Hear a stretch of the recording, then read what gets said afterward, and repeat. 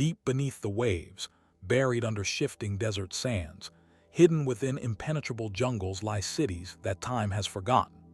These aren't just archaeological curiosities. They're profound mysteries that continue to baffle our most brilliant scientific minds. Cities that vanished under circumstances so strange that, after centuries of research, we still cannot fully explain their disappearance. From the legendary Atlantis, said to have been swallowed by the sea in a single day, to the golden streets of El Dorado that drove explorers to madness in their quest for unimaginable wealth. From the mirage-like oasis of Zerzura that seems to appear and disappear in the vast Sahara, to the mystical realm of Shambhala, whose location remains hidden in the folds of the Himalayas. These are places that exist at the crossroads of history and myth, of science and legend. What makes these lost cities so compelling isn't just their elusive nature, but the questions they force us to confront. How could advanced civilization simply vanish without a trace? What knowledge and technologies have we lost with them? And most intriguingly, could some of these places still be out there, waiting to be discovered? Before we begin our journey, a quick note for viewers. The visuals in this video serve to enhance the storytelling, but they aren't essential to follow along. Feel free to simply listen as you go about your day, use this as background while you work, or let these mysteries lull you to sleep. And if you enjoy content that explores the unexplained corners of human history, consider subscribing to support more videos like this one.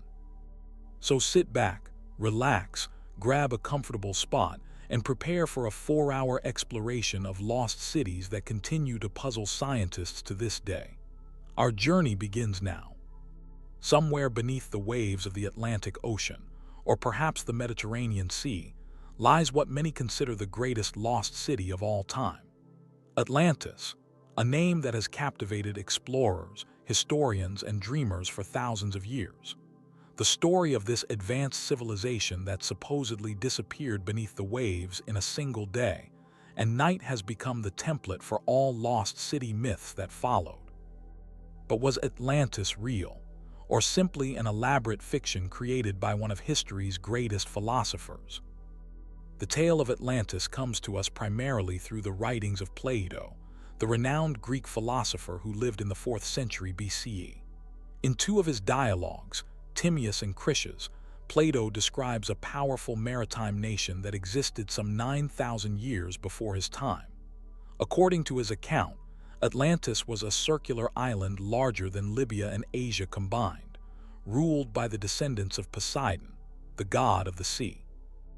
What makes Plato's description so tantalizing are the specific details.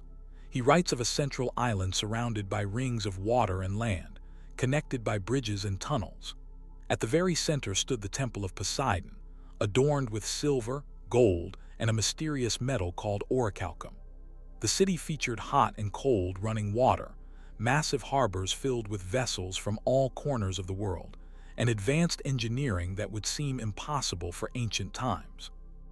The Atlanteans, Plato tells us, began as a virtuous people, but as their power grew, so did their corruption. They conquered much of Europe and Africa before finally being defeated by the ancient Athenians. Shortly after this defeat, the gods punished Atlantis for its hubris. The island was struck by earthquakes and floods before finally sinking beneath the waves in a single catastrophic day and night, taking its advanced civilization with it. For centuries, scholars have debated whether Plato intended this story as literal history or as an allegory about the dangers of unchecked power and ambition. Many point out that Plato was known for creating elaborate metaphors to illustrate philosophical points.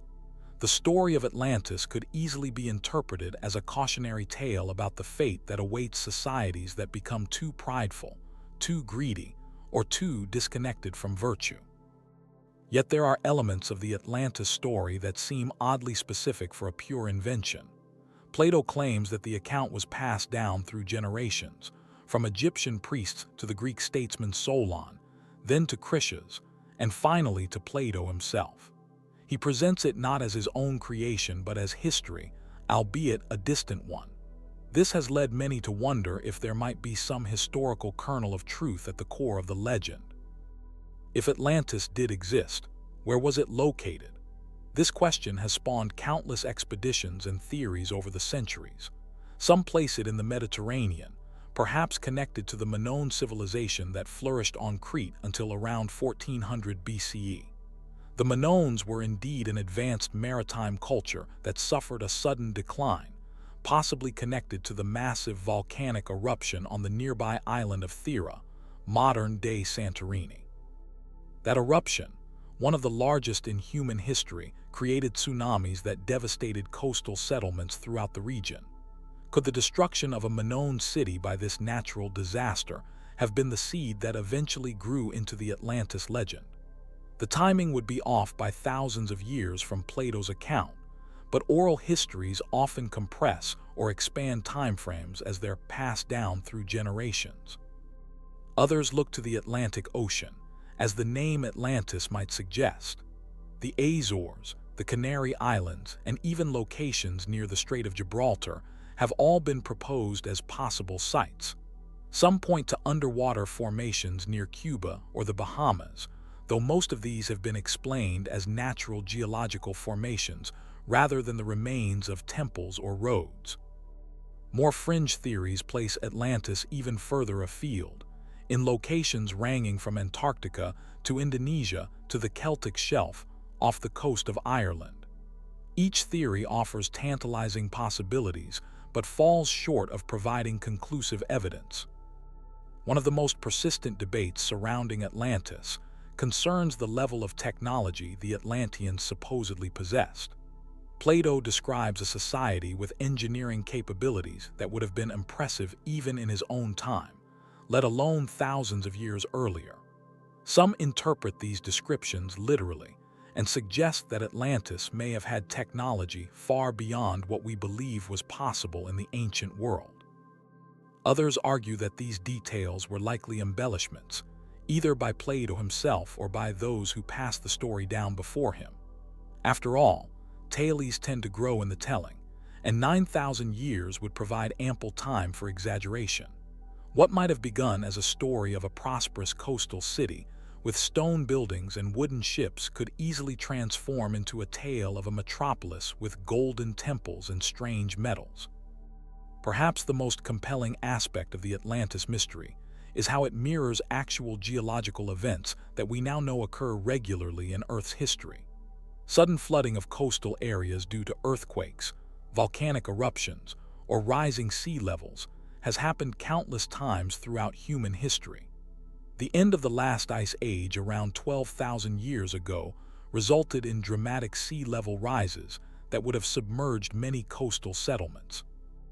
Recent underwater archaeology has revealed numerous submerged settlements around the world, from the ancient Egyptian city of Heracleion in Abu Qir Bay to prehistoric villages off the coast of Israel. None of these match the scale or grandeur of Plato's Atlantis, but they demonstrate that advanced civilizations can indeed be lost beneath the waves, sometimes quite suddenly. What if Atlantis was not a single place, but a composite, a story that combined elements of multiple lost cities and civilizations?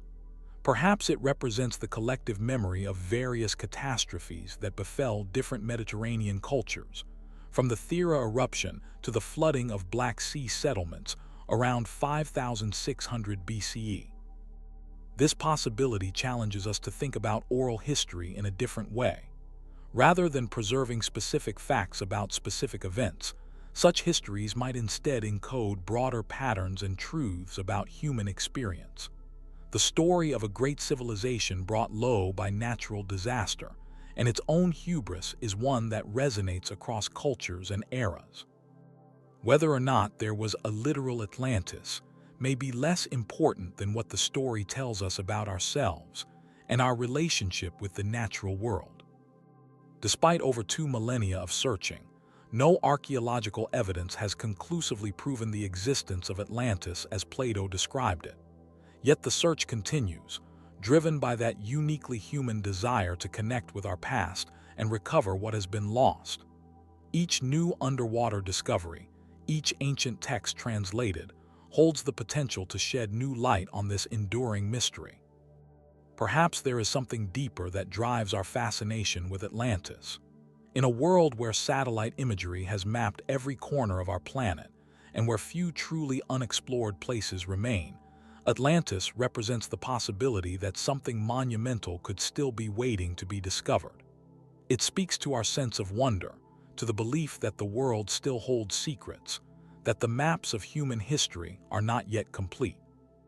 Whether Atlantis was real or fictional, its legacy is undeniable.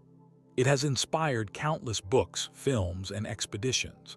It has become a symbol for lost knowledge and forgotten wisdom, and it continues to remind us that civilizations, no matter how advanced or powerful, remain vulnerable to both natural forces and their own excesses. The search for Atlantis is, in many ways, a search for ourselves, for the continuity between past and present, for the understanding that even the greatest works of humanity can be swept away by time.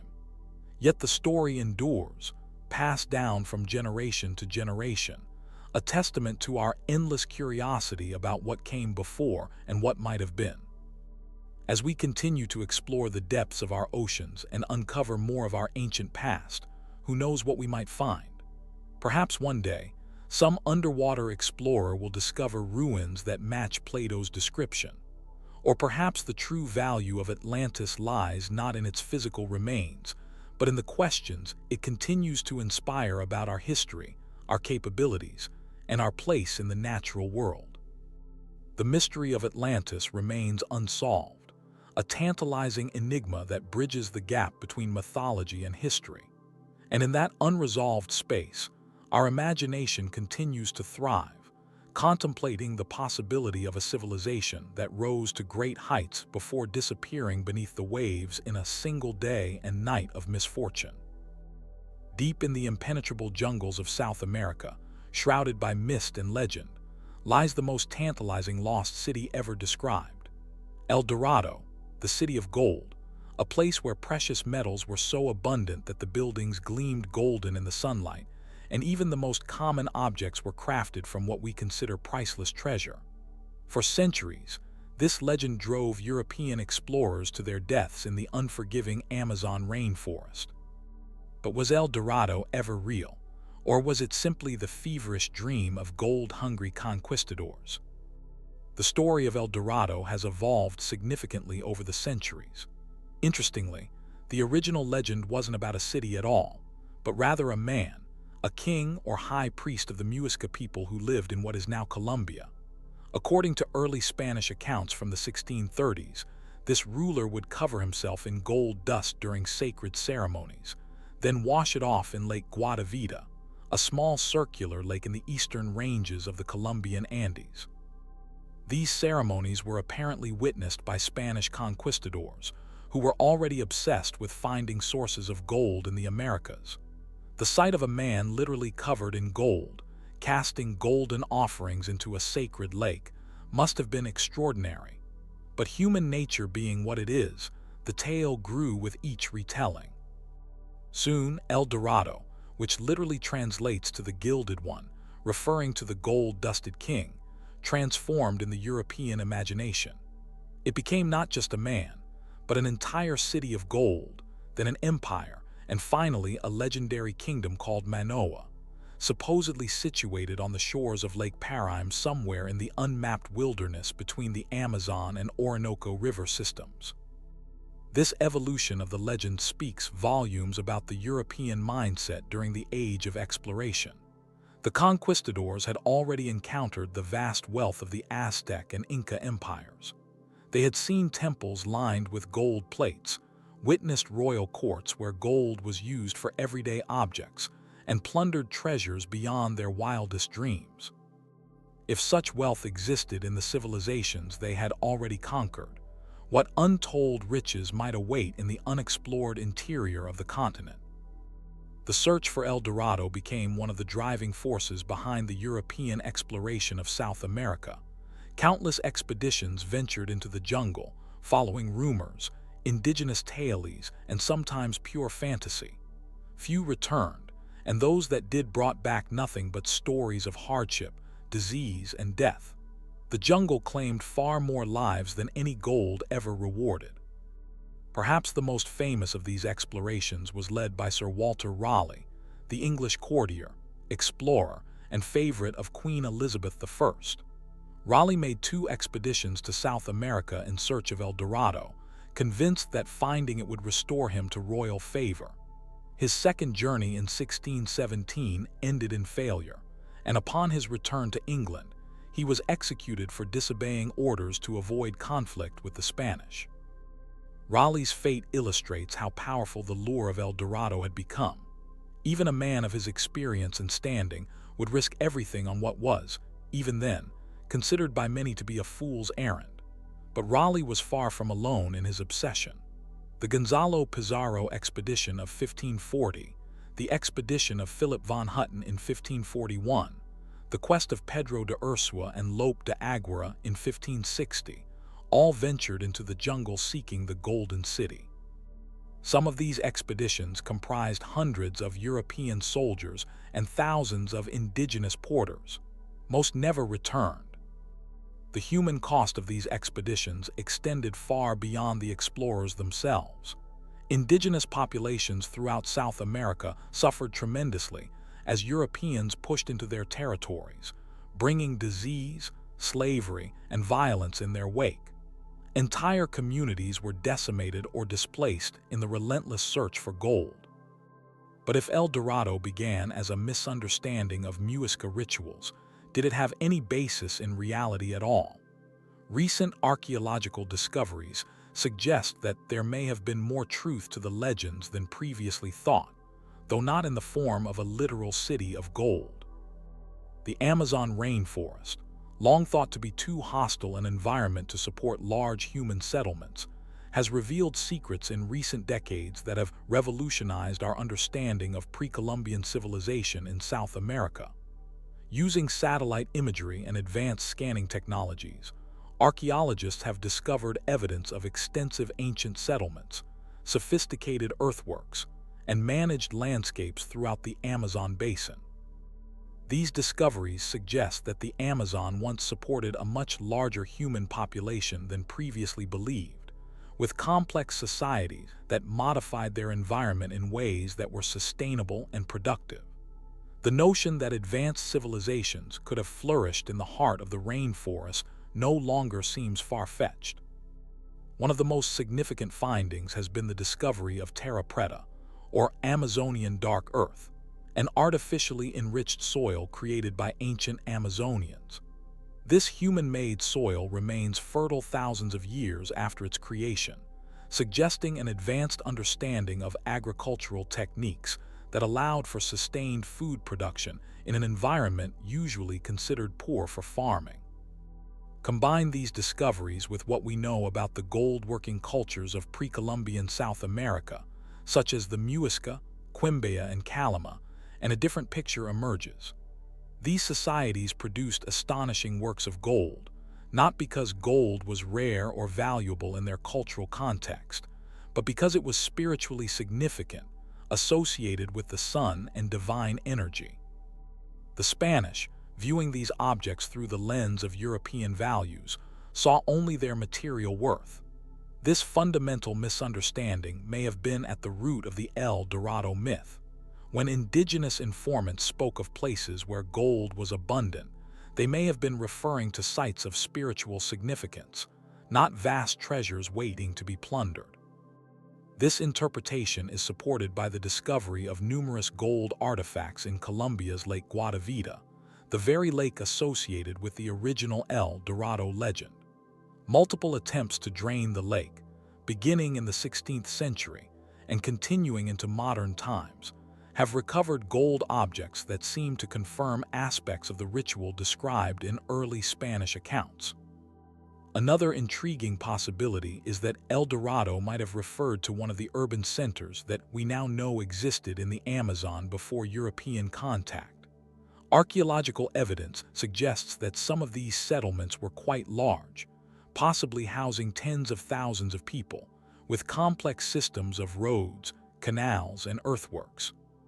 The city of Cuicugu, for example, discovered in the upper Xingu region of the Brazilian Amazon, consisted of a network of 20 settlements spread over an area of about 7,500 square kilometers.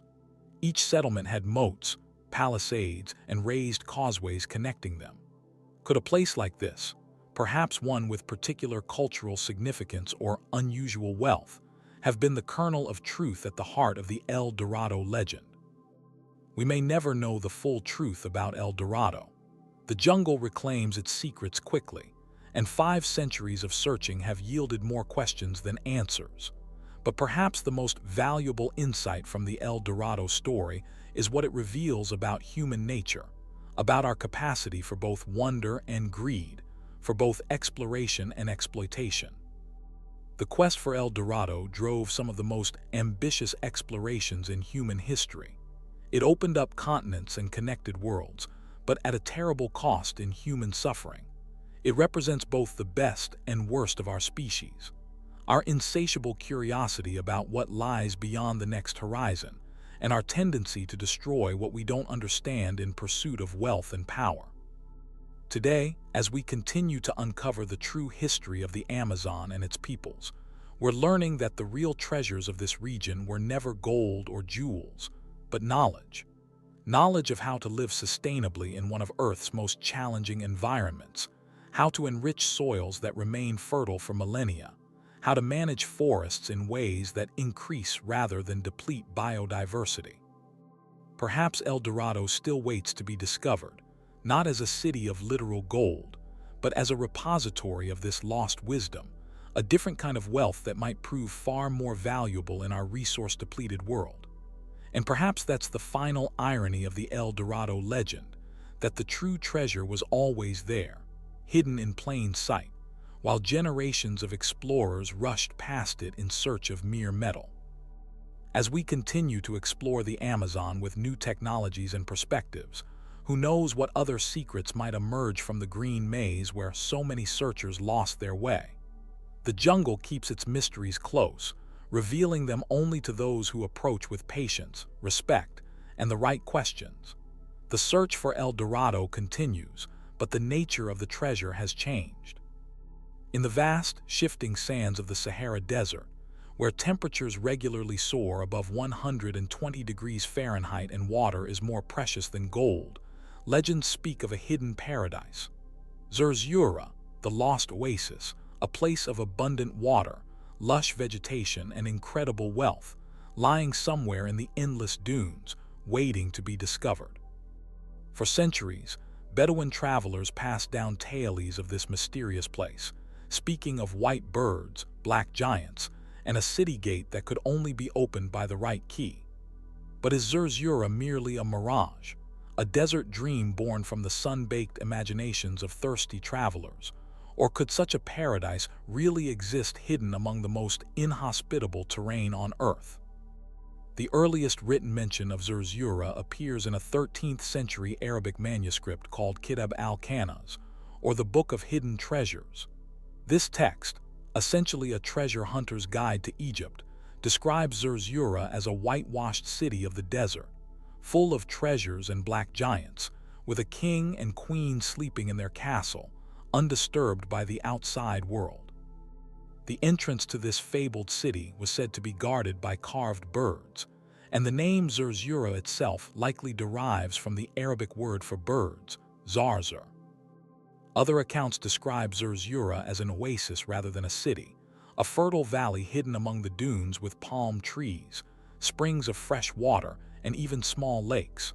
Some stories claim it lies in the Gilf Kebir Plateau region, near the borders of modern Egypt, Libya, and Sudan. Others place it in the infamous Libyan desert, one of the most arid places on Earth. Still others suggest it might be found in the deep desert regions of Chad or southern Algeria. What makes the Zerzura legend particularly intriguing is that the Sahara Desert was not always the barren wasteland we know today. Approximately 6,000 to 10,000 years ago, the region experienced what scientists call the African humid period, when monsoon rains regularly penetrated deep into what is now desert. During this time, much of the Sahara was a verdant landscape of grasslands, scattered woodlands, and numerous lakes and rivers. Evidence of this greener past is everywhere in the Sahara. Rock art dating back thousands of years depicts elephants, giraffes, crocodiles, and hippos, animals that could never survive in today's desert environment. Archaeological excavations have uncovered the remains of settlements far from any modern water source. Ancient lake beds and dried river channels crisscross the landscape, visible from space but hidden beneath the sand at ground level. As the climate shifted around 3500 BCE, the monsoon belt gradually moved southward, and the green Sahara slowly transformed into desert. Human populations either migrated or adapted to the increasingly harsh conditions. But what if some places, protected by unique geological features or supplied by deep underground aquifers, remained habitable even as the rest of the region dried up? Could such an isolated pocket of fertility be the basis for the Zerzura legend? The possibility seems more plausible when we consider the actual oases that do exist throughout the Sahara. Places like Siwa in Egypt or Ghadames in Libya have supported human habitation for thousands of years, green islands in a sea of sand. These oases typically form where the desert floor dips low enough to reach the water table, or where underground aquifers create natural springs. Furthermore, recent satellite imaging has revealed that vast reservoirs of water lie beneath the Sahara, remnants of that ancient wet period. The Nubian sandstone aquifer system, for instance, is one of the largest known fossil water aquifers in the world, storing an estimated 150,000 cubic kilometers of freshwater beneath the desert floors of Egypt, Libya, Sudan, and Chad. If this water were to reach the surface in some isolated location, an oasis like Zerzura could theoretically exist. The modern search for Zerzura began in earnest in the early 20th century, during what some call the golden age of desert exploration. European adventurers, many of them affiliated with the Royal Geographical Society, became obsessed with finding the lost oasis, launching numerous expeditions into some of the most remote and dangerous regions of the Sahara. One of the most famous of these explorers was Ralph Bagnold, a British military officer and scientist who later founded the Long Range Desert Group during World War II. Bagnold and his companions, collectively known as the Zerzura Club, conducted extensive explorations of the Libyan desert between 1929 and 1932. Using early automobiles and developing new techniques for desert navigation and survival, they mapped vast tracts of previously uncharted desert. While Bagnold never found Zerzura itself, his explorations led to significant discoveries, including the silica glass field in the Great Sand Sea of Egypt, an area strewn with natural glass formed by an ancient meteorite impact or possibly a comet airburst. He also extensively documented the Gilf Kebir Plateau, a massive stone formation rising from the desert floor, containing numerous wadis or dry valleys, some of which harbor unexpected vegetation. Another key figure in the search was Laszlo Almasi, an Austro-Hungarian explorer whose life later inspired the novel and film The English Patient. Almasi was convinced that Zerzura might be found in the Gilf Kebir region, and in 1932, he discovered a major wadi hidden within the plateau that contained prehistoric rock art. This valley, Wadi Sura, features the famous Cave of Swimmers, where ancient paintings depict human figures appearing to swim, further evidence of the Sahara's wetter past. Almasi believed that 3 valleys in the Gilf Kebir might collectively represent the legendary Zerzura. Although these wadis contained some vegetation fed by occasional rainfall and morning dew, they hardly matched the paradise described in legend. Yet they did demonstrate that hidden valleys could exist in the desert, undetected by all but the most determined explorers. The Second World War temporarily halted many desert expeditions, as the Sahara became a theater of war. Interestingly, both Bagnold and Almasi put their desert expertise to military use, though on opposite sides of the conflict. Bagnold led the British Long Range Desert Group, while Almasi served as a desert expert and spy for the German Afrika Korps. After the war, as technology advanced, the search for Zerzura entered a new phase. Aerial photography and later satellite imaging allowed researchers to study vast areas of desert that would be almost impossible to survey on foot. These technologies have revealed numerous archaeological sites previously unknown to science, including ancient settlements, caravan routes, and even potential tomb sites. One of the most significant discoveries came in 2007, when satellite imagery revealed an extensive network of rivers and lakes that once flowed through the eastern Sahara. This ancient waterway system, which researchers have dubbed the Yellow Nile, once connected Central Africa to the Mediterranean, creating a potential corridor for human migration and settlement. Could settlements along this ancient river system be the source of the Zerzura legend? More recently, in 2015, satellite archaeology identified what appeared to be the foundations of a fortress or large settlement in the Libyan desert, in an area so remote and inhospitable that it has rarely been visited by modern explorers. While initial excitement suggested this might be Zerzura, further investigation is needed to determine the true nature and age of this site. Despite all these advancements and discoveries, the lost oasis itself remains elusive. No paradise as described in the legends has been found amid the dunes, but perhaps we're thinking about Zerzura in the wrong way. What if it isn't a fixed location but rather a temporary phenomenon? The Sahara is known for ephemeral lakes that appear after rare rainfall events, transforming barren salt flats into shallow bodies of water that can last for weeks or months before evaporating. When these lakes form, they attract wildlife from miles around and can briefly turn the desert green with sudden vegetation. To someone traveling through the desert who stumbled upon such a transformation, it might indeed seem like a miraculous oasis, only to disappear completely by the time they returned with others.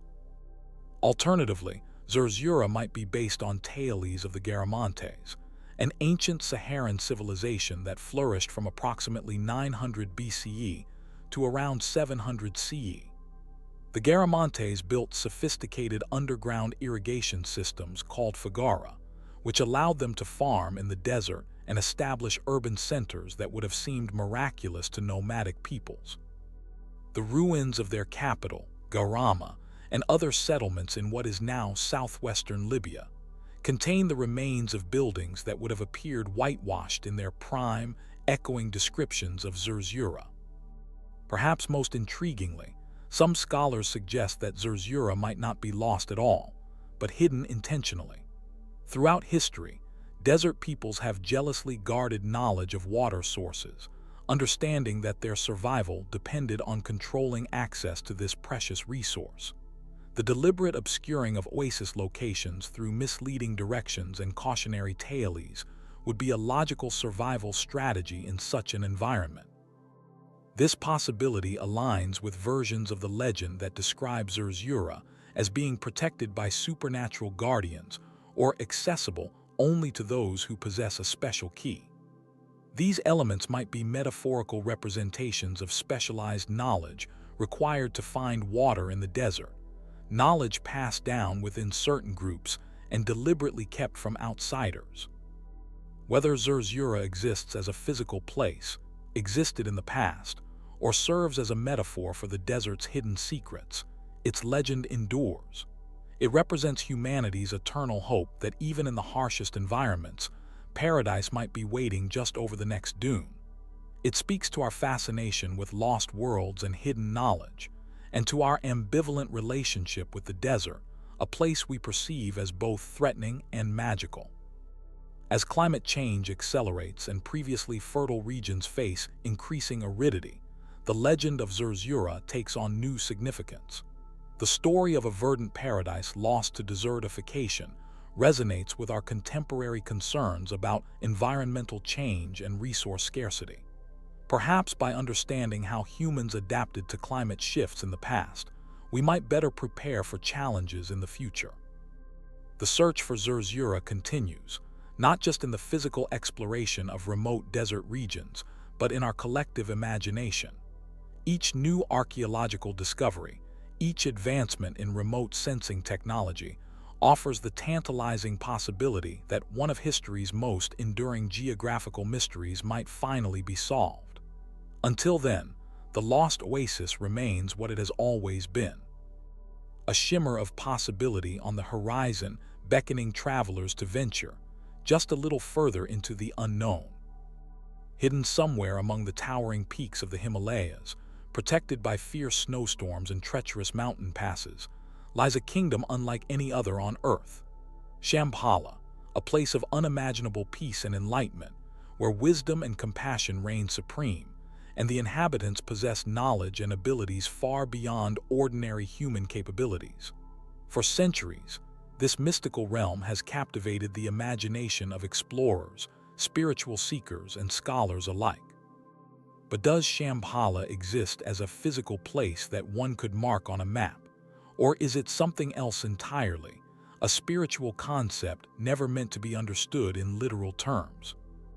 Unlike many lost city legends that originated in Western imagination, Shambhala has deep roots in Eastern spiritual traditions, particularly Tibetan Buddhism and related Himalayan belief systems.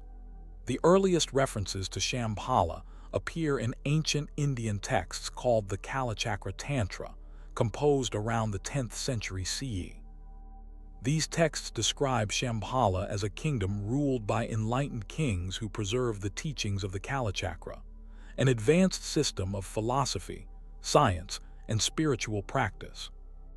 According to these traditions, Shambhala is laid out in the shape of an 8-petaled lotus, surrounded by a ring of snow mountains that protect it from the outside world. At its center stands a magnificent palace made of precious materials: gold, silver, turquoise, coral, where the king resides.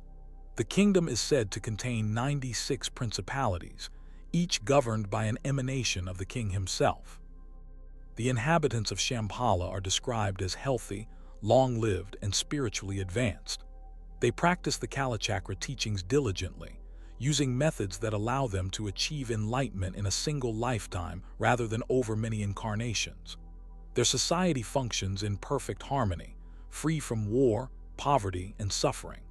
Nature itself cooperates with the enlightened inhabitants, providing abundant harvests with minimal effort and perfect weather conditions. What makes the Shambhala legend particularly fascinating is how it blends spiritual concepts with geographical specificity. Traditional accounts provide detailed directions for reaching Shambhala, mentioning landmarks, rivers, and mountain ranges that correspond to actual features of Central Asian geography. Yet these same texts warn that the kingdom cannot be reached by ordinary means or by those with impure motivations. Some texts suggest that Shambhala lies north of the Tarim Basin, perhaps in the Altai Mountains or the Tian Shan Range. Others place it somewhere in the region of the Kunlun Mountains or the Himalayas proper. Tibetan tradition often associates it with the legendary Mount Kailash, considered sacred in multiple Eastern religions. Still, other interpretations suggest it might exist in another dimension altogether, accessible only through specific spiritual practices and states of consciousness. The concept of Shambhala evolved over centuries, taking on different meanings in different cultural contexts. In traditional Tibetan Buddhism, it represents both a real place and a state of mind, a perfect society that serves as a model for human potential. The prophecies associated with Shambhala speak of a time when the world will be dominated by materialism and spiritual values will be forgotten. At this crucial moment, the king of Shambhala will emerge with a great army to defeat the forces of darkness and usher in a golden age. This apocalyptic element of the Shambhala legend has clear parallels with end-time narratives in other world religions, suggesting that it taps into universal human concerns about moral decline and ultimate redemption. Yet, unlike many Western apocalyptic traditions, the Shambhala prophecies emphasize the victory of wisdom and compassion rather than judgment and punishment. As Buddhism spread beyond its original cultural context, the concept of Shambhala was reinterpreted by Western spiritual seekers who encountered these teachings. Theosophists of the late 19th century, like Helena Blavatsky, incorporated elements of the Shambhala legend into their syncretic spiritual system. They associated it with other concepts like the hidden masters or Mahatmas, enlightened beings who supposedly guided human evolution from behind the scenes. The 20th century saw further transformations of the Shambhala concept. Nicholas Roerich, the Russian painter and mystic, made several expeditions to Central Asia in the 1920s and 30s, partly motivated by his search for Shambhala. His vivid paintings of Himalayan landscapes, often depicting remote monasteries and spiritual figures, helped popularize the idea of Shambhala in Western imagination. James Hilton's 1933 novel, Lost Horizon, introduced the concept of Shangri-La, a fictional Himalayan utopia clearly inspired by the Shambhala legend. The novel and subsequent film adaptation firmly established the image of a hidden Himalayan paradise in popular culture, though Hilton's version emphasized physical longevity and cultural preservation rather than spiritual enlightenment. During the Cold War era, both Soviet and American intelligence agencies took an interest in the Shambhala legend, albeit for very different reasons. Soviet researchers explored the possibility that Shambhala myths might contain encoded information about real geological features or resource deposits in Central Asia. Meanwhile, certain American military and intelligence officials were reportedly intrigued by claims about advanced technologies or psychic powers associated with Tibetan spiritual traditions. This geopolitical dimension of the search for Shambhala reached its strangest extreme with the Nazi Tibetan expeditions of the 1930s. Heinrich Himmler, one of Hitler's most powerful lieutenants and head of the SS, was obsessed with occult theories and sent German researchers to Tibet partly to look for evidence of Shambhala and the supposed superhuman powers of its inhabitants. These expeditions collected anthropological data and religious artifacts, but unsurprisingly failed to locate the hidden kingdom. Beyond these political and occult interpretations, serious scholarly research has attempted to understand the historical and cultural contexts that gave rise to the Shambhala legend. Some historians suggest that it may have originated as a response to the Islamic conquests that reached Central Asia in the 8th century, threatening Buddhist communities. The vision of a protected realm where Buddhist teachings could be preserved might have provided hope during this turbulent period. Others point to potential historical models for Shambhala in the Buddhist kingdoms that once flourished along the Silk Road, places like Khotan and Kucha that were centers of learning and artistic achievement before being conquered by expanding empires. The memory of these lost Buddhist civilizations, transformed through centuries of oral tradition, might form the historical kernel of the Shambhala legend. From a geographical perspective, there are certainly places in the Himalayas and Central Asia remote enough to have remained largely unexplored until recent times. Deep valleys sheltered by mountain ranges, accessible only through high passes that remain closed by snow for most of the year, could theoretically harbor isolated communities with limited contact with the outside world. The Kingdom of Bhutan, for instance, remained largely closed to foreigners until the 1970s and still strictly limits tourism to preserve its cultural identity. Upper Mustang, a remote region in northern Nepal that was once an independent Tibetan kingdom, was completely closed to foreigners until 1992. These real examples of isolated Himalayan societies show that the general concept behind Shambhala, a hidden realm preserving ancient wisdom, is not entirely implausible. Archaeological discoveries in the Himalayan region have occasionally given tantalizing glimpses of lost kingdoms that seem almost mythical. In 2007, for example, explorers in the remote Mustang region of Nepal discovered a complex of caves containing religious art and manuscripts dating back to the 12th century. Some of these caves were found at heights that would challenge even modern climbers with advanced equipment, raising questions about the capabilities of those who originally created them. Yet despite centuries of exploration, no physical evidence has emerged to confirm Shambhala's existence as described in traditional texts.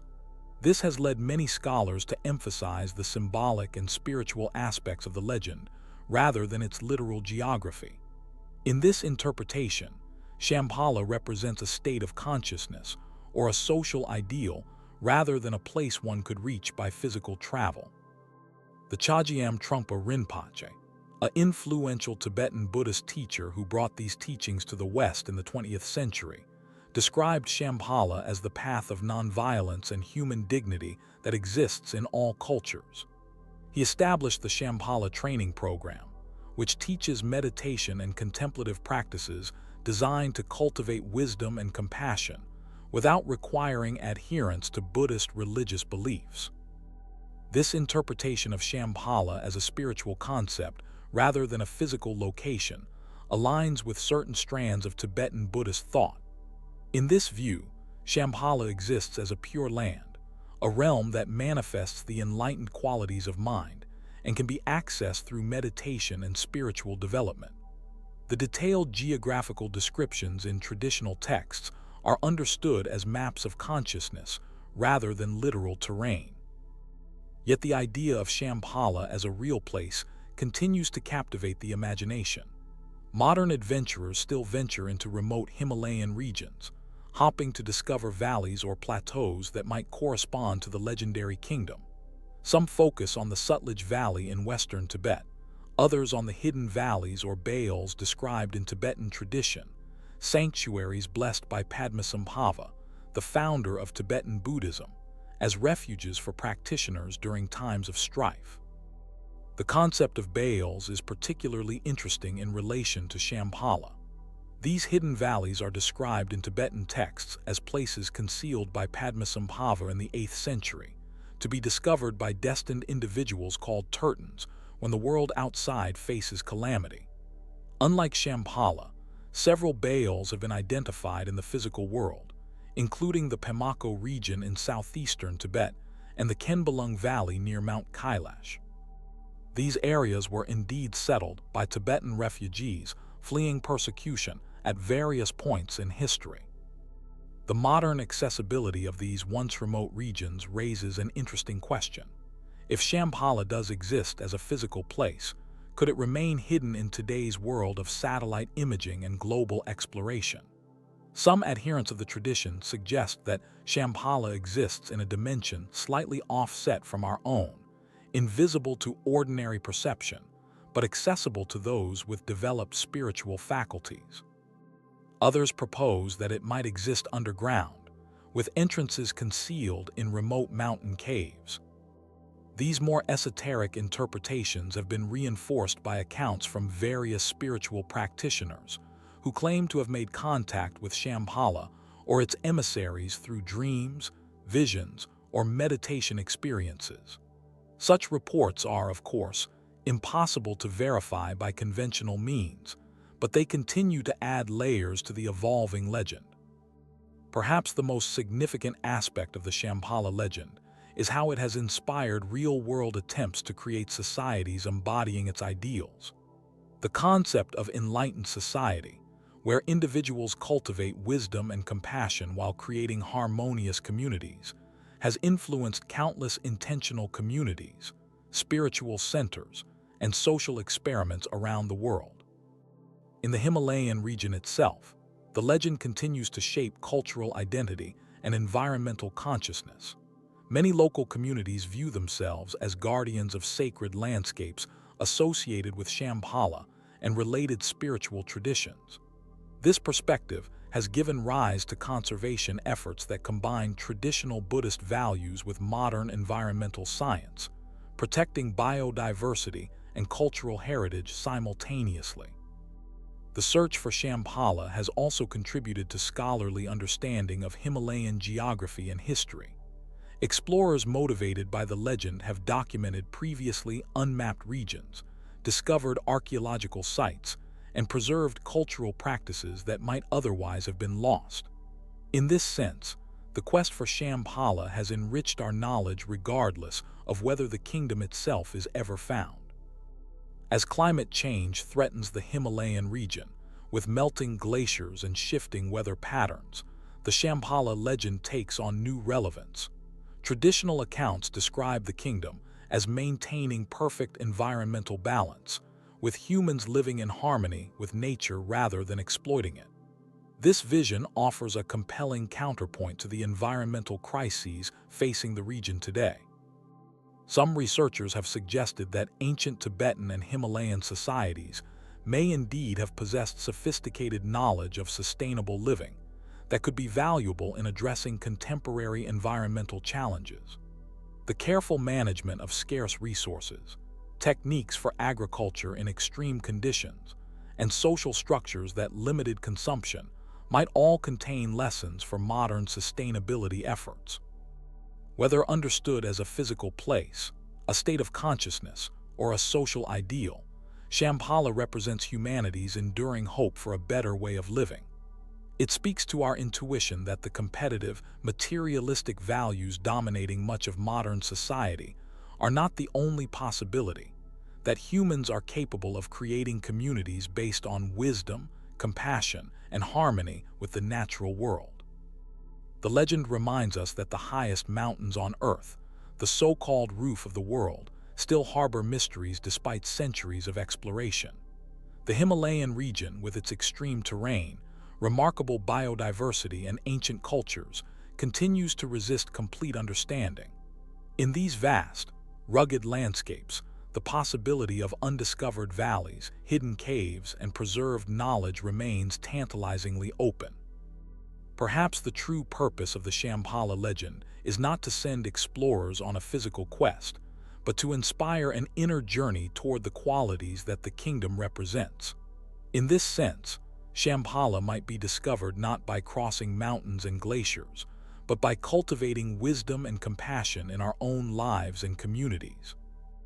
As we continue to explore the outer world with increasingly sophisticated technologies, the legend of Shambhala reminds us of the importance of the inner journey. The hidden kingdom may remain elusive, but the principles it embodies, the vision of a society based on enlightened values, offer a compelling alternative to the challenges and contradictions of our modern world. In the end, whether Shambhala exists as a physical place somewhere in the Himalayan vastness or as a potent spiritual metaphor, its legend continues to inspire seekers and dreamers. It represents our highest aspirations as a species and reminds us that beyond the world of ordinary perception, there may be realms of experience and understanding that we have only begun to explore. Hidden in the mist-shrouded valleys and towering peaks of the world's greatest mountain range, Shambhala remains what it has always been, a beacon of possibility, a reminder that the map of human experience is far from complete, and that the most profound discoveries may still await those with the courage and wisdom to seek them. Deep within the shifting sands of the Arabian desert lies a mystery that has captivated explorers, archaeologists, and storytellers for centuries. A city so magnificent, so wealthy, and so completely vanished that many have questioned whether it existed at all. This is Iram of the Pillars, the lost city mentioned in the Quran itself, a place where history and legend intertwine in ways that still puzzle experts today. Iram of the Pillars, also known as the City of Many Columns, appears in ancient Arabian tradition as a city of unimaginable wealth and splendor. According to these tales, it was a thriving metropolis built by the tribe of Ad, descendants of Noah, located somewhere on the Arabian Peninsula. The Quran mentions it as a place of lofty pillars, the likes of which had never been created in other lands. But what makes this city so fascinating isn't just its alleged magnificence, but the manner of its disappearance. The story goes that the people of Iram grew wealthy through trade, building a glorious city adorned with towering columns and magnificent buildings. But as their wealth increased, so did their pride. They began to turn away from their gods and indulged in excesses. According to the Quran, God sent the prophet Hud to warn them, but they rejected his message. As punishment, a massive sandstorm allegedly struck the city, burying it completely beneath the desert, erasing it from the face of the earth in a single catastrophic event. For centuries, Iram was considered purely mythical, a cautionary tale about the consequences of hubris. But in the 20th century, something remarkable happened. Modern technology began to reveal tantalizing evidence that this legendary city might have actually existed. In the early 1990s, satellite imagery identified what appeared to be ancient caravan routes converging at a specific location in the empty quarter of the Arabian Desert, one of the most inhospitable regions on Earth. This area, known as Ubar by locals, showed signs of what might have been a large settlement buried beneath the sand. The discovery ignited a new wave of interest in the search for Iram. An expedition led by filmmaker Nicholas Clapp and archaeologist Juris Zarins set out to find this lost city. Using NASA satellite images and ground-penetrating radar, they identified what they believed to be the site of Iram near the modern town of Shisar in Oman. What they uncovered was a fortress dating back approximately 3,000 years, with 8 tall towers surrounding a central structure. Most intriguingly, the site appeared to have collapsed into a massive sinkhole, potentially explaining the legend of a city being swallowed by the desert. Some researchers believe this discovery is indeed Iram of the Pillars, pointing to its location at the junction of several ancient trade routes and its apparent sudden destruction. The archaeological evidence suggests it was an important stopping point for frankincense traders, explaining its legendary wealth. Frankincense was more valuable than gold in ancient times, used in religious ceremonies throughout the ancient world, from Egypt to Rome. But not everyone is convinced.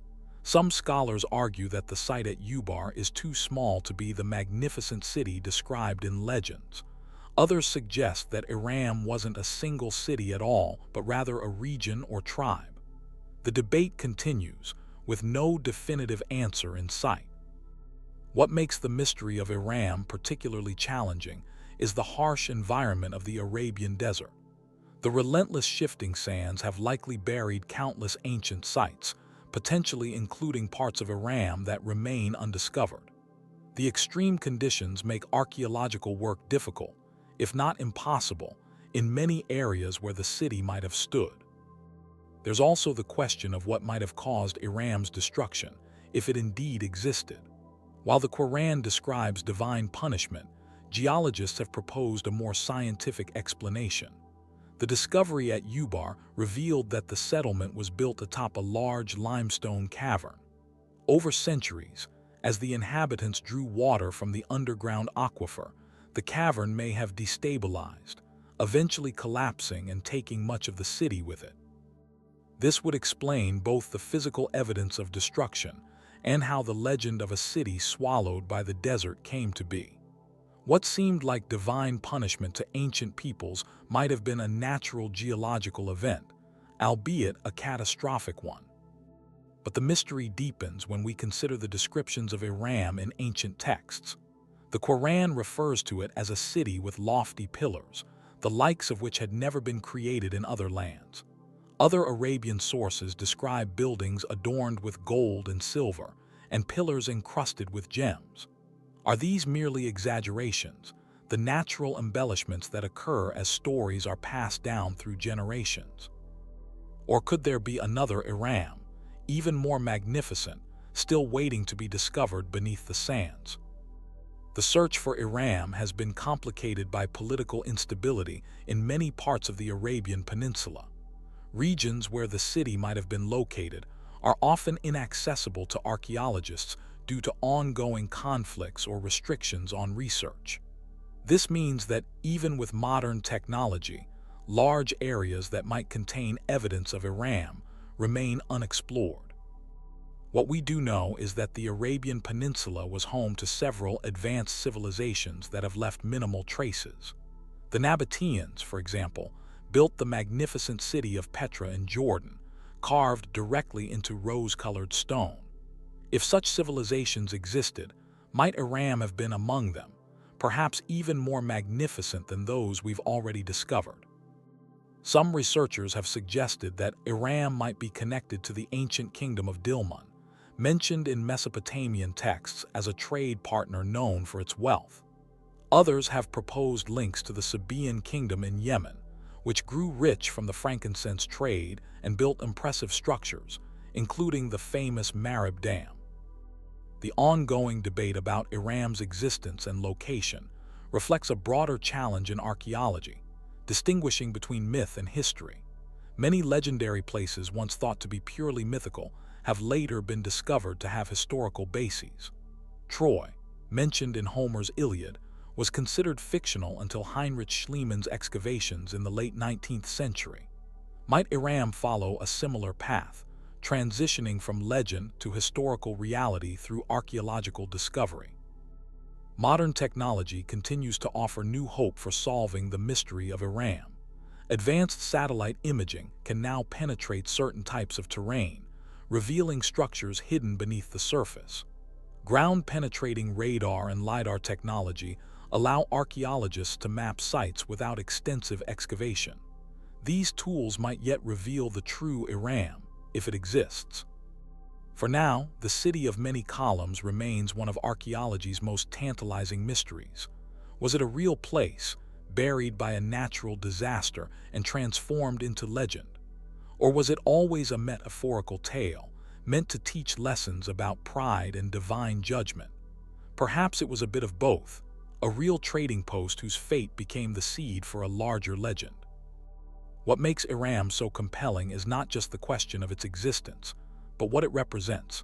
Our fascination with lost greatness, the fragility of even the mightiest civilizations, and the eternal struggle between humans and the harsh natural world. Whether Iram was real or mythical, its story reminds us that even the most magnificent human achievements can vanish, leaving nothing but whispered tales carried across the desert sands.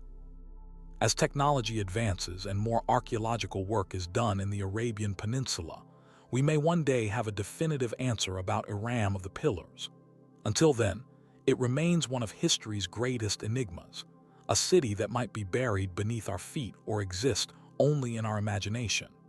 Either way, its mystery continues to captivate us, drawing us into the endless sands of the Arabian desert in search of a golden city that vanished without a trace. Along the wild and windswept coast of Brittany in northwestern France, where jagged cliffs meet the relentless Atlantic, locals tell a haunting tale of a magnificent city that once stood proud above the waves. According to legend, this was Wise, sometimes called Wise, a city of unparalleled beauty and wealth, now lying somewhere beneath the churning waters of the Bay of Douarnenez. But what truth lies behind this centuries-old Celtic legend? Was Wise a real place, claimed by a catastrophic flood, or merely a cautionary tale passed down through generations of Breton storytellers? The legend of Wise is one of the most enduring stories in Breton folklore. According to traditional accounts, the city was built sometime around the 5th century by King Gradlon of Cornwall, a historical figure whose life has become deeply intertwined with myth. Gradlon supposedly constructed Wise for his daughter, the beautiful but troubled Princess Dahut. What made Wise truly remarkable was its location and engineering. The city was said to have been built below sea level in a bay, protected from the ocean by a massive sea wall with a single gate. This bronze gate had an elaborate lock system, and only King Gradlon possessed the silver key that could open it. Wise was reportedly more splendid than any other city of its time. Its buildings were crafted from marble and cedar, adorned with gold, silver, and precious gems. The streets were lined with fountains flowing with pure water and wine. Musicians filled the air with enchanting melodies, and the city's markets overflowed with exotic goods from distant lands. It was, by all accounts, a paradise on earth, a testament to human ingenuity and artistic achievement. But this paradise had a dark side. According to the legends, Princess Dahut, who effectively ruled the city, led a life of decadence and excess. Under her influence, the citizens of Wise abandoned traditional moral values and engaged in all manner of indulgence and debauchery. Some versions of the tale suggest that Dahut practiced pagan rituals or even dark magic, turning against the Christian values that were spreading through Brittany at that time. The end of Wise came suddenly and catastrophically. The most common version of the legend says that Dahut fell in love with a mysterious red-clad knight who appeared in the city. This stranger, who some tales identify as the devil himself, convinced the princess to steal her father's key and open the sea gate during a terrible storm. When the gate was opened, the ocean rushed in, flooding the magnificent city and drowning its inhabitants. King Gradlon attempted to escape on horseback with his daughter, but the waters continued to rise. A voice, sometimes attributed to Saint Gwenel or Saint Corentin, called out to the king, warning him that he would perish unless he abandoned his sinful daughter. With great reluctance, Gradlon cast Dahut into the sea, where she transformed into a mermaid or sea spirit called Mary Morgan. Freed of his burden, the king was able to reach the safety of the mainland, watching in horror as his beloved city disappeared beneath the waves. Is there any historical basis for this dramatic tale? Some historians and archaeologists believe there might be. The coastline of Brittany has changed significantly over the centuries due to rising sea levels and powerful storms. Several submerged sites have been discovered off the Breton coast, including ancient stone structures and evidence of human habitation dating back thousands of years. While none of these has been definitively identified as Wise, they demonstrate that settlements once existed in areas now claimed by the sea. One theory suggests that the legend of Wise might be a cultural memory of real flooding events that occurred during the post-Roman period. As the Roman Empire withdrew from Gaul, many coastal defenses and drainage systems fell into disrepair. This, combined with possible climate changes and rising sea levels, could have led to the flooding of low-lying coastal settlements. Such events, passed down through oral tradition and gradually embellished, might have evolved into the dramatic tale of Wise's destruction. Other researchers point to the Bay of Douarnenez itself, where local fishermen have long reported seeing stone structures beneath the water during exceptionally low tides. In the early 20th century, aerial surveys revealed what appeared to be geometric patterns on the seabed near the bay's entrance. While these could be natural formations, some have interpreted them as the remains of ancient walls or buildings, potentially remnants of a settlement that could have inspired the Wise legend. The story of Wise also bears striking similarities to other flood myths from around the world, most notably the biblical account of Noah and the Great Flood, and the Greek legend of Atlantis, as recorded by Plato. This has led some scholars to suggest that these stories might share a common origin, perhaps preserving memories of actual catastrophic flooding events that occurred at the end of the last ice age, when rising sea levels dramatically changed coastlines worldwide. What makes the Wise legend particularly interesting is how it blends historical elements with supernatural and moral themes. King Gradlon was a real ruler of Cornwall in the 5th century, though little reliable information about his reign survives. The legend's strong moral message about pride, excess, and divine punishment reflects the tensions between traditional Celtic beliefs and the spreading influence of Christianity during this period. The transformation of Dahut into a mermaid echoes older Celtic myths about shape-shifting and the powerful connection between humans and the sea. The legend also serves a practical purpose. Brittany's coastline is notoriously dangerous, with powerful currents, hidden rocks, and dramatic tides that can rise with alarming speed. The story of a magnificent city destroyed by the sea would serve as a powerful warning to coastal communities about respecting the ocean's might and maintaining sea defenses. Over the centuries, the legend of Wise has deeply influenced Breton culture. It appears in countless songs, poems, and stories, and has inspired artists, composers, and writers far beyond France's borders. The 19th century composer Édouard Lalo used the legend as the basis for his opera Le Roi d'Ise. Claude Debussy included a piece titled La Cathédrale Inglaudie, The Sunken Cathedral, in his first book of Preludes, said to be inspired by the image of Wise's cathedral rising from the sea on certain mornings, with priests' chants and church bells audible through the water. Modern tourism in Brittany often references the legend, with several coastal towns claiming to be built near the site where Wise once stood. Local boats offer tour to areas where, guides claim, the ruins of the city might be glimpsed beneath the waves on clear days. While these claims should be taken with a grain of salt, they demonstrate the legend's enduring power in the region's cultural identity. In recent years, the legend has taken on new relevance in the context of climate change and rising sea levels. As coastal communities worldwide face increasing threats from the ocean, the story of a magnificent city claimed by the sea seems less like ancient mythology and more like a prescient warning. Some environmental activists in Brittany have adopted Wise as a symbol, cautioning that modern cities could meet a similar fate if humanity fails to address climate change. Will we ever know if Wise truly existed? The ocean jealously guards its secrets, and the sandy seabed of the Bay of Douarnenez is constantly shifting, potentially burying and revealing evidence with each passing storm. Advances in underwater archaeology and remote sensing technology offer new possibilities for exploration, but the harsh conditions of the Atlantic coast make such investigations challenging. Perhaps the most fascinating aspect of the Wise legend is not whether the city physically existed, but how it continues to exist in cultural memory, adapting and evolving to reflect changing human concerns across the centuries. From medieval moral tale to romantic 19th century fantasy to modern environmental parable, Wise remains alive in our imagination, a city not so much lost as transformed, rising again and again from the depths of our collective consciousness like the ghostly cathedral of Debussy's music, still ringing its bells beneath the waves.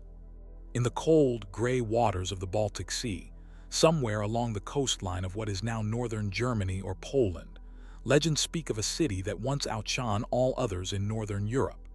This was Vinta, sometimes called Julin or Jomsburg, a wealthy medieval trading center that has come to be known as the Baltic Atlantis.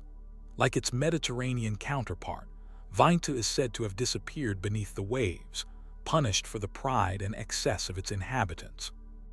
But unlike many legendary lost cities, there is compelling evidence that Vinta may have actually existed, leaving modern archaeologists and historians with a genuine mystery to solve. The earliest written accounts of Vinta date from the 11th and 12th centuries, when chroniclers described a magnificent port city at the mouth of the Oder River.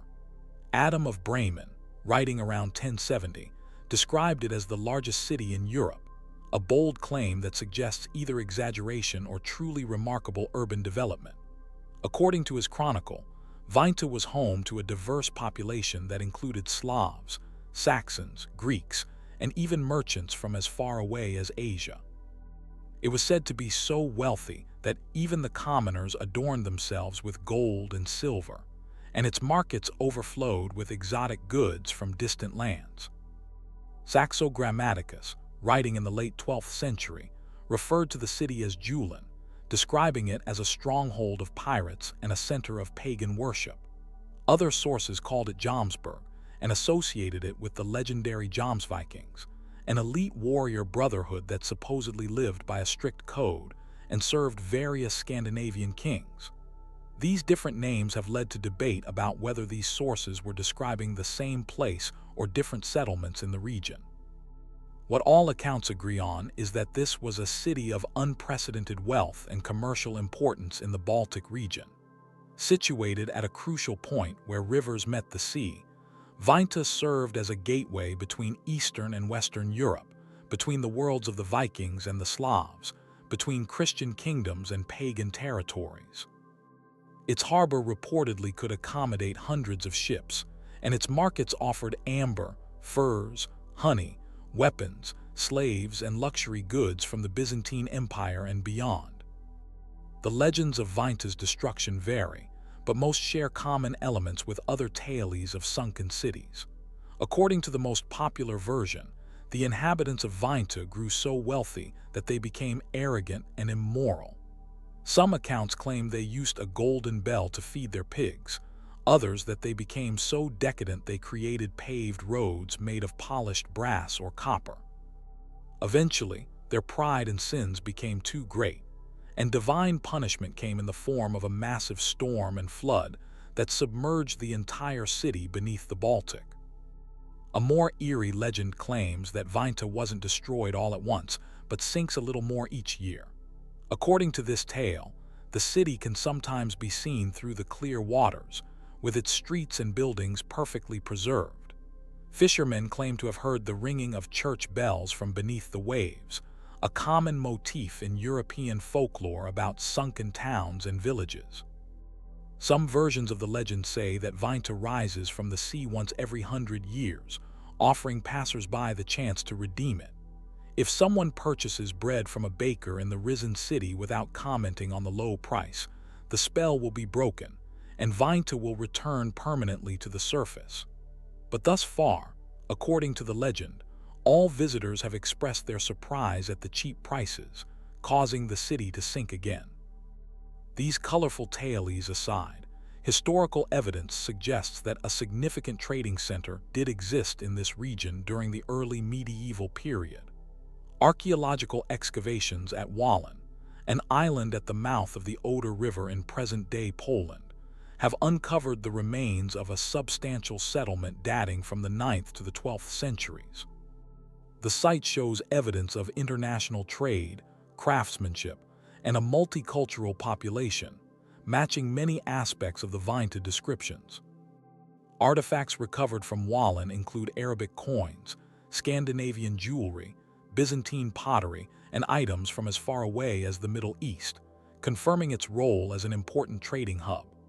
The settlement appears to have been densely populated, with wooden streets, houses, and workshops, as well as defensive structures. While not as magnificent as the legendary descriptions of Vinta, it was certainly an impressive and wealthy city by the standards of its time. However, there's no evidence that Wollin was suddenly submerged beneath the sea.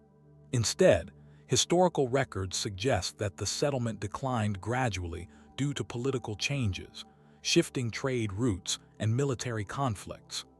Danish King Valdemar I attacked and destroyed much of the city in 1177, though it was partially rebuilt afterward.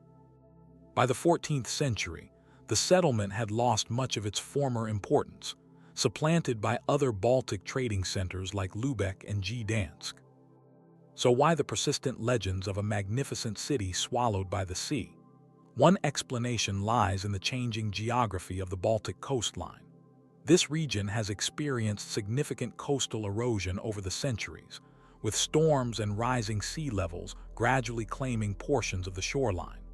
Several villages and smaller settlements along the Baltic coast have indeed been lost to the sea over the centuries, potentially contributing to the Vinta legend. Another factor may be the actual submergence of Rungholt, a prosperous trading town on the North Sea coast that was destroyed by the Grote Mandrank, Great Drowning of Men, a catastrophic storm surge in 1362. While Rungholt was much smaller than the legendary Vinta and located in a different region, memories of its destruction may have blended with tales of Vinta's former glory to create the enduring myth of the Baltic Atlantis. Some researchers have suggested alternative locations for Vinta. The island of Euston, the Peenemünde estuary, and several underwater sites have been proposed as potential candidates. In the 1920s and 30s, German researchers conducted extensive searches for Vinta, partly motivated by nationalist interest in claiming a magnificent German city from the past. These searches produced some intriguing underwater discoveries, including what appeared to be stone foundations and artifacts, but nothing conclusive enough to be definitively identified as Vinta. More recent underwater archaeological investigations have continued in several locations along the Baltic coast. Using advanced sonar and remote sensing technologies, researchers have identified numerous submerged structures and potential settlement sites. However, Many of these are likely the remains of more modest fishing villages or harbor facilities, rather than a magnificent lost city. The Baltic seafloor contains countless archaeological remains, including hundreds of shipwrecks and submerged evidence of human activity dating back to the Stone Age, when sea levels were much lower. The story of Vinta captures our imagination not just because of its dramatic destruction, but because it represents a fascinating historical reality. The existence of multicultural trading centers in northern Europe long before the Hanseatic League dominated Baltic commerce. During the Viking Age and early medieval period, the southern Baltic shore was home to a network of trading settlements where Slavic, Scandinavian, and Germanic cultures mingled and exchanged not just goods, but ideas, technologies, and beliefs. These settlements existed at a crucial historical juncture, when Christianity was spreading northward, when Viking influence was at its height, and when new political entities were forming across northern Europe. They represented a different model of economic and cultural exchange than the more familiar medieval cities that would follow, operating with relative independence at the margins of greater powers.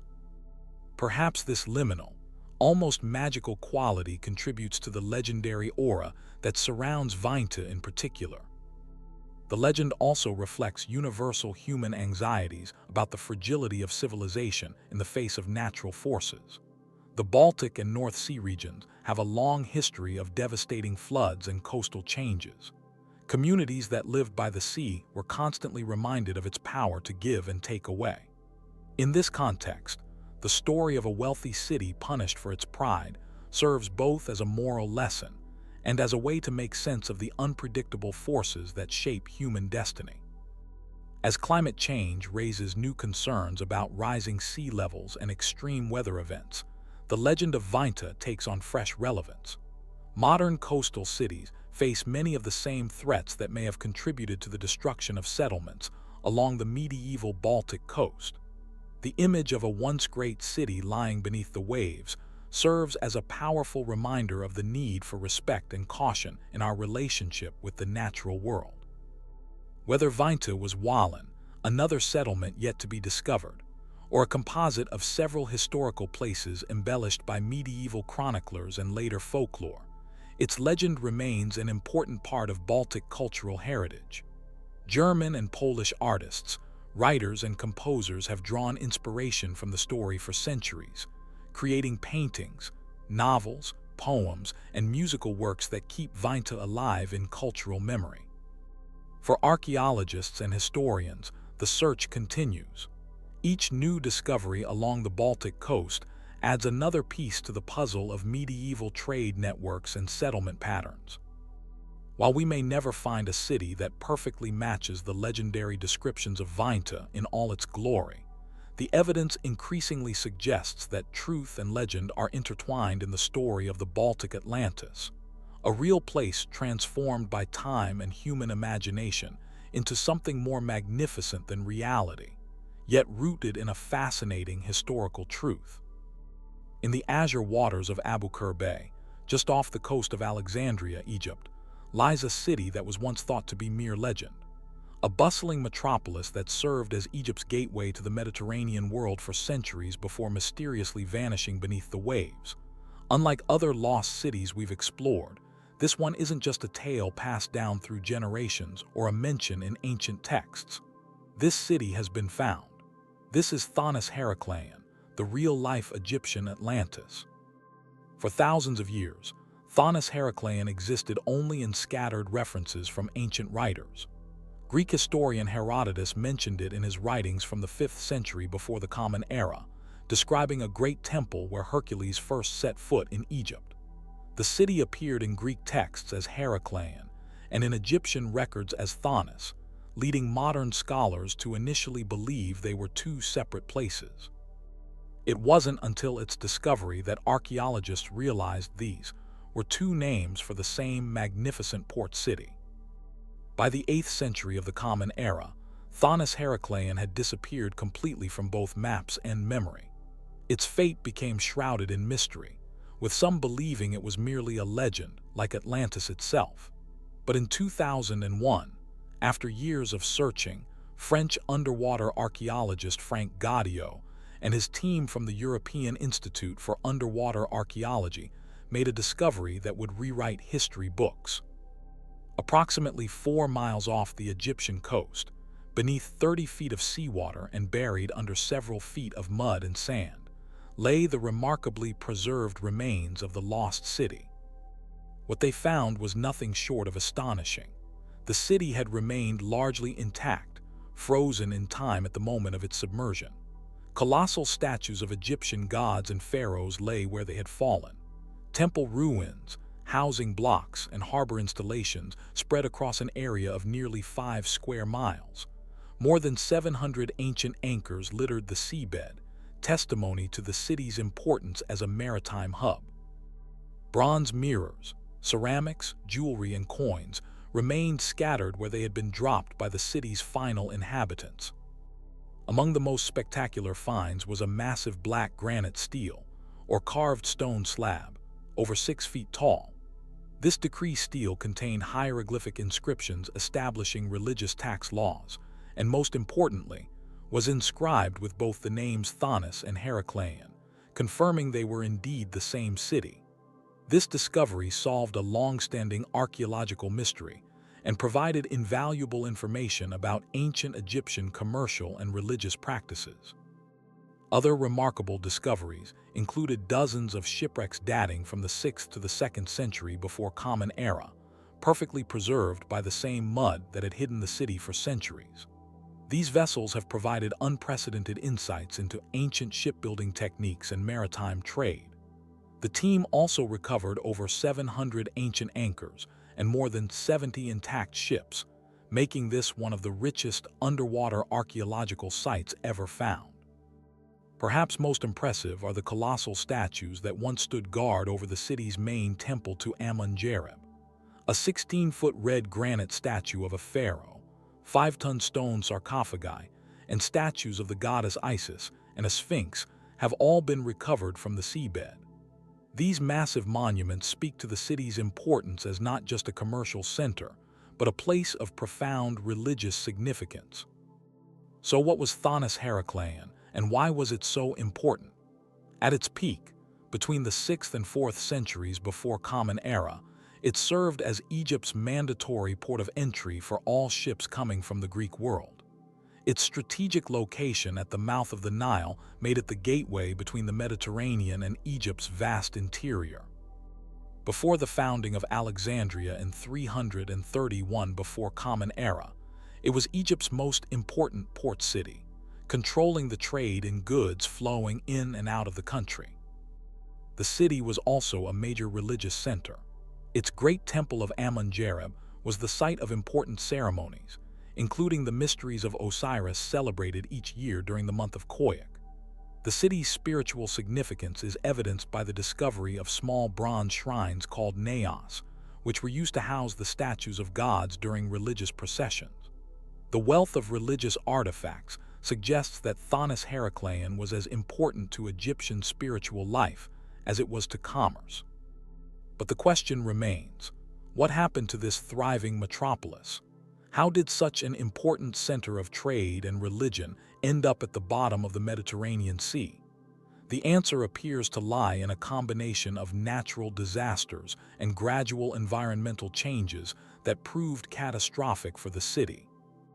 Archaeological evidence suggests that Thonis-Heracleion was built on islands in the Nile Delta, crisscrossed by canals.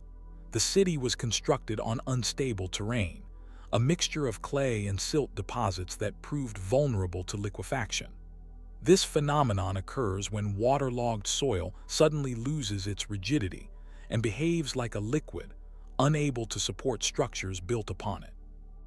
Around the 2nd century before Common Era, the city appears to have been struck by a series of catastrophic events. Earthquake activity, combined with the weight of massive stone temples and statues built on the unstable ground, likely triggered liquefaction events. Buildings would have suddenly sunk into the soil as it transformed into a semi-liquid state. This process wouldn't necessarily have happened all at once. Evidence suggests the city may have experienced several major subsidence events over a period of decades or even centuries. Rising sea levels and the gradual subsidence of the Nile Delta, a natural geological process, would have exacerbated the situation. As parts of the city sank and became flooded, inhabitants would have abandoned those sections and moved to higher ground or relocated entirely. Eventually, the entire city succumbed to the sea, disappearing from view and eventually from memory. The discovery of Thonis-Heracleion has provided archaeologists with a unique opportunity. Unlike most ancient sites, which have been looted, rebuilt, or dismantled over centuries, this city was preserved in a single moment of time by its submersion. It's a snapshot of ancient Egyptian life, frozen at the moment of catastrophe. The artifacts recovered tell the story of a multicultural trading hub where Egyptian and Greek cultures blended. Greek merchants were allowed to settle in the city and even build their own temples to Greek gods alongside Egyptian sanctuaries. Coins, weights, and trading goods from across the Mediterranean world have been found, indicating the city's connections to vast trading networks spanning from Athens to Persia. Religious artifacts reveal fascinating details about ancient Egyptian spiritual practices. Numerous ceremonial barges have been discovered, likely used in the annual mysteries of Osiris festivals. These elaborate ceremonies reenacted the myth of Osiris's death and resurrection, culminating in processions where the god's statue would be carried on boats through the city's canals. Stone anchors inscribed with Greek and Egyptian texts suggest offerings made by sailors to ensure safe voyages. The excavation of Thonis-Heracleion continues today, with new discoveries emerging regularly. Only about 5% of the ancient city has been systematically explored, meaning the vast majority of its secrets remain hidden beneath the seabed. Recent expeditions have uncovered a new section of the city containing ritual objects, including bronze statuettes and ceramic artifacts. A smaller temple to Amun has been found, along with more shipwrecks and everyday objects that provide glimpses into the lives of ordinary citizens. The techniques used to study Thonis-Heracleion represent the cutting edge of underwater archaeology. Excavators use sophisticated sonar equipment to map the seabed, nuclear magnetic resonance magnetometers to detect buried metal objects, and photogrammetry to create detailed three-dimensional models of the site. Special suction devices gently remove sediment without damaging fragile artifacts, while divers work meticulously to document and preserve each discovery. Conservation of artifacts recovered from saltwater presents unique challenges.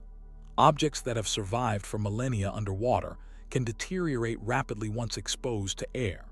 Special desalination processes are required, sometimes taking years to complete.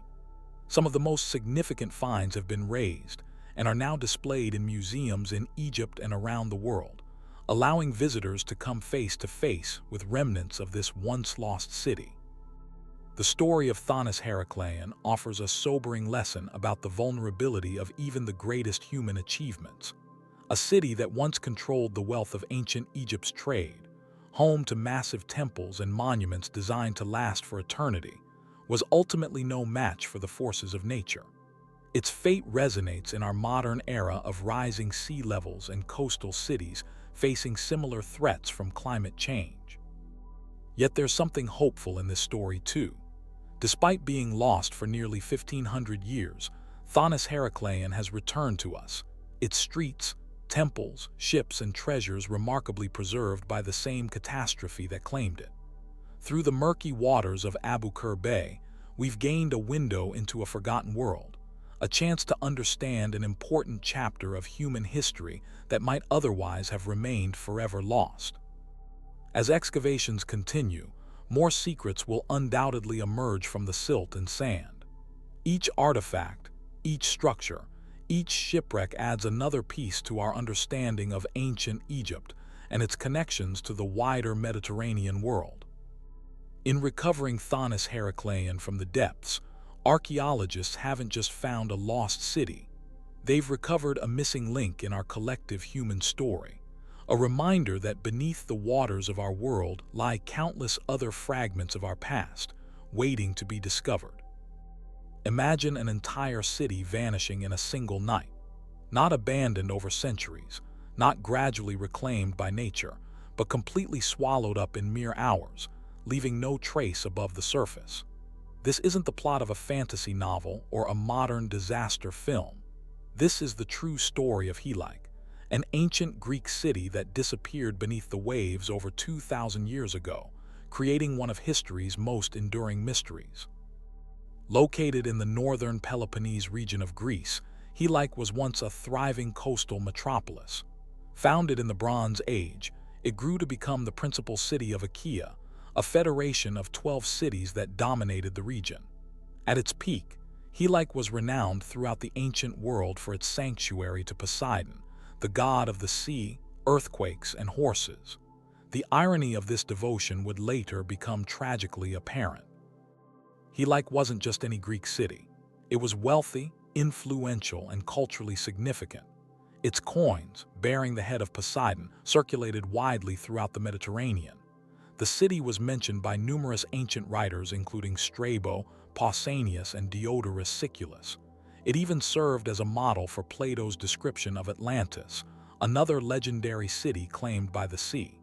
But unlike Atlantis, we know for certain that Helike really existed.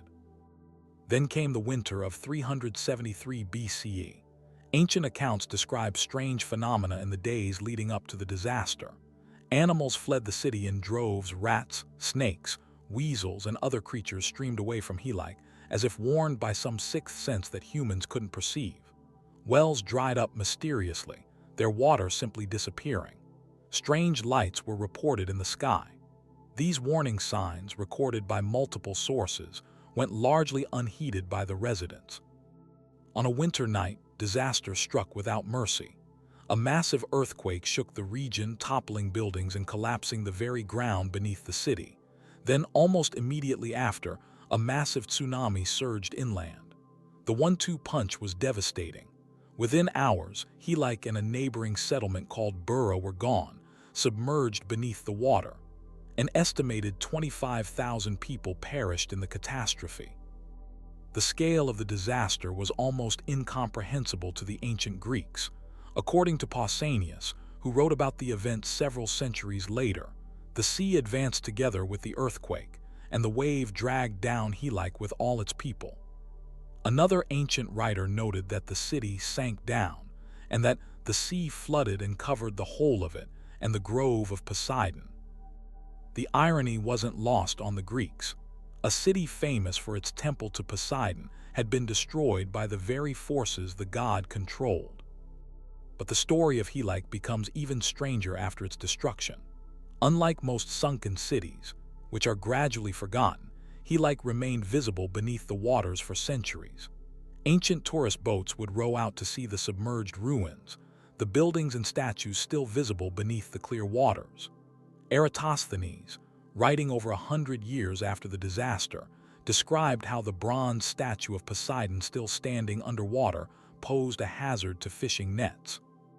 Ovid mentioned that one can still see the sloping cities, with their walls beneath the water. Over time, as silts and sediments covered the ruins, Helike disappeared from view. Eventually, its exact location was lost to history. For nearly 2 millennia, archaeologists and historians wondered where exactly this city had vanished to. Many assumed it must be somewhere beneath the Gulf of Corinth, but extensive underwater surveys found nothing. The mystery deepened in the 20th century when researchers began to consider another possibility. Perhaps Helike wasn't underwater at all. Geological studies revealed that the coastline had changed dramatically over 2,000 years. What if the sunken city now lay beneath dry land, covered by layers of soil and sediment? This theory gained traction in the 1980s, and in 1994, archaeologist Dora Katsanapoulou and geologist Stephen Soter founded the Helike Project to search for the lost city. Their work would take extraordinary patience, combining historical texts, geological surveys, and archaeological digs to slowly narrow down the search area. The breakthrough came in 2001. Drilling cores taken from an area about half a mile from the modern shoreline revealed traces of an ancient city buried beneath 10 to 13 feet of clay and silt. Further excavations uncovered walls, roads, pottery, coins, and even well-preserved organic materials like wood and seeds. The team had finally located Helike, not beneath the sea as many had expected, but buried under what had become fertile farmland. But finding Helike only deepened some of the mysteries surrounding it. Archaeological evidence confirmed the sudden destruction described in ancient texts, but raised new questions about what exactly happened that night. The evidence suggests a complex disaster, an earthquake that caused liquefaction of the ground beneath the city, essentially turning solid earth into quicksand. This was followed by a tsunami and the flooding of a lagoon or lake that formed in the depression where the city once stood. What remains puzzling is how a city that was reportedly visible underwater for centuries eventually ended up beneath dry land. Scientists believe the answer lies in the unusual geology of the region. The Gulf of Corinth sits atop one of the most tectonically active zones in Europe. The area experiences frequent earthquakes as the African tectonic plate is subducted beneath the Eurasian plate. These geological forces can raise or lower land dramatically in a short time. The current theory is that after Helike sank, it remained underwater for some time, allowing ancient tourists to view it. Then, subsequent geological activity, combined with the natural buildup of sediments from nearby rivers, gradually filled in the area, transforming the underwater landscape into solid ground. But there's another layer to the Helike mystery that continues to fascinate researchers: the warnings that preceded the disaster. The exodus of animals from the city is a phenomenon reported in other earthquake-prone regions throughout history. Modern science suggests that animals may sense subtle changes in the Earth's magnetic field or detect infrasound waves that precede seismic events. If true, the animals of Helike were responding to natural warning signs that humans couldn't perceive. The drying up of wells also aligns with modern observations about groundwater behavior before major earthquakes. Changes in pressure within rock formations can cause water levels to rise or fall dramatically. These accounts, preserved for over 2 millennia, may represent some of the earliest documented observations of earthquake precursors. Excavations at Helike continue today, slowly revealing more about this lost city and its tragic end.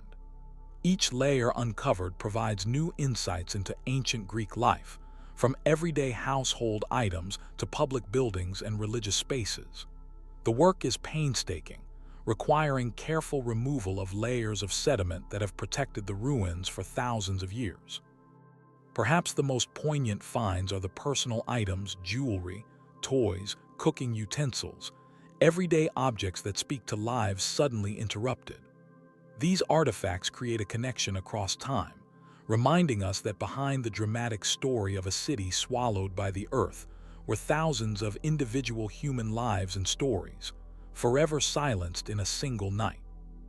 The story of Helike serves as a powerful reminder of nature's capacity for sudden, catastrophic change. In a matter of hours, a thriving center of Greek civilization was erased, its achievements, its culture, and its people claimed by the very forces they had worshipped. 2,000 years later, we're still uncovering the truth about what happened that winter night, piece by buried piece. As archaeological work continues, Helike may one day reveal more of its secrets. But for now, this city that vanished in the darkness remains partially shrouded in mystery, a testament to the fragility of human civilization in the face of nature's most powerful forces.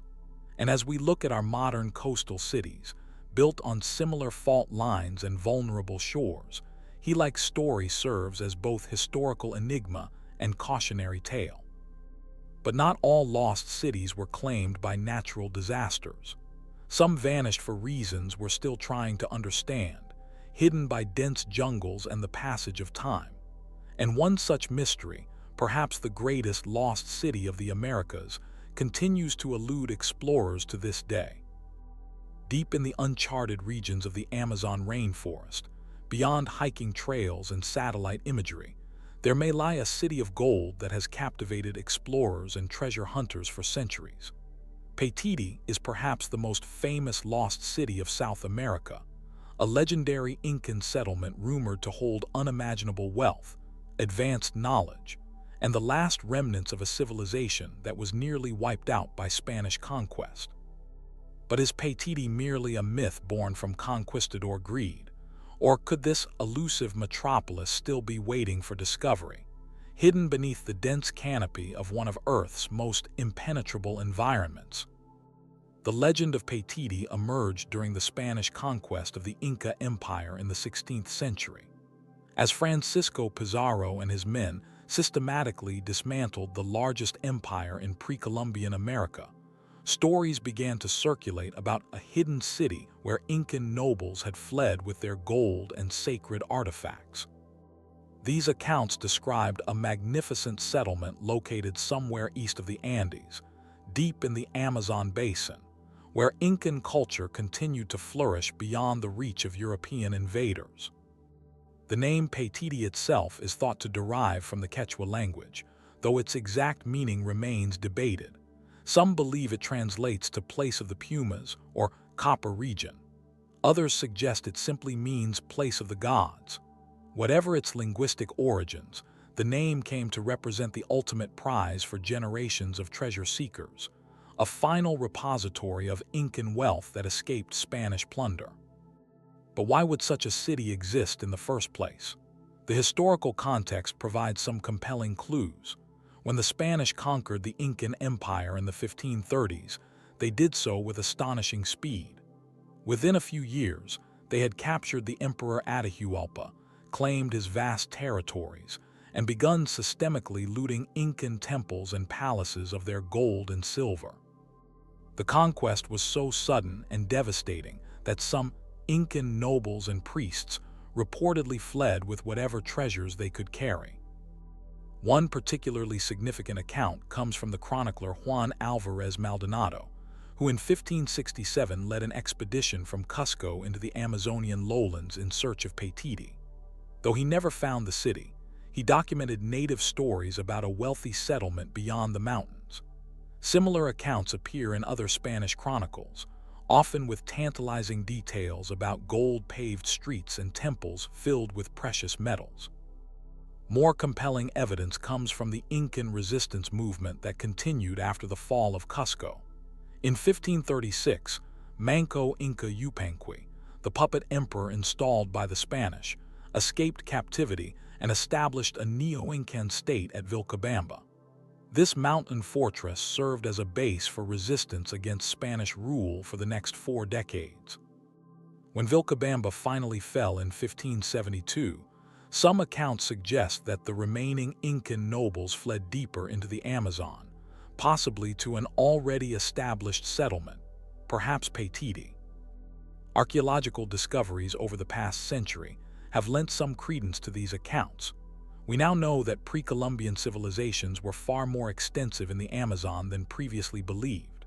Sites like Cuicugu in Brazil have revealed sophisticated urban centers complete with roads, canals, and defensive structures, all hidden beneath the rainforest.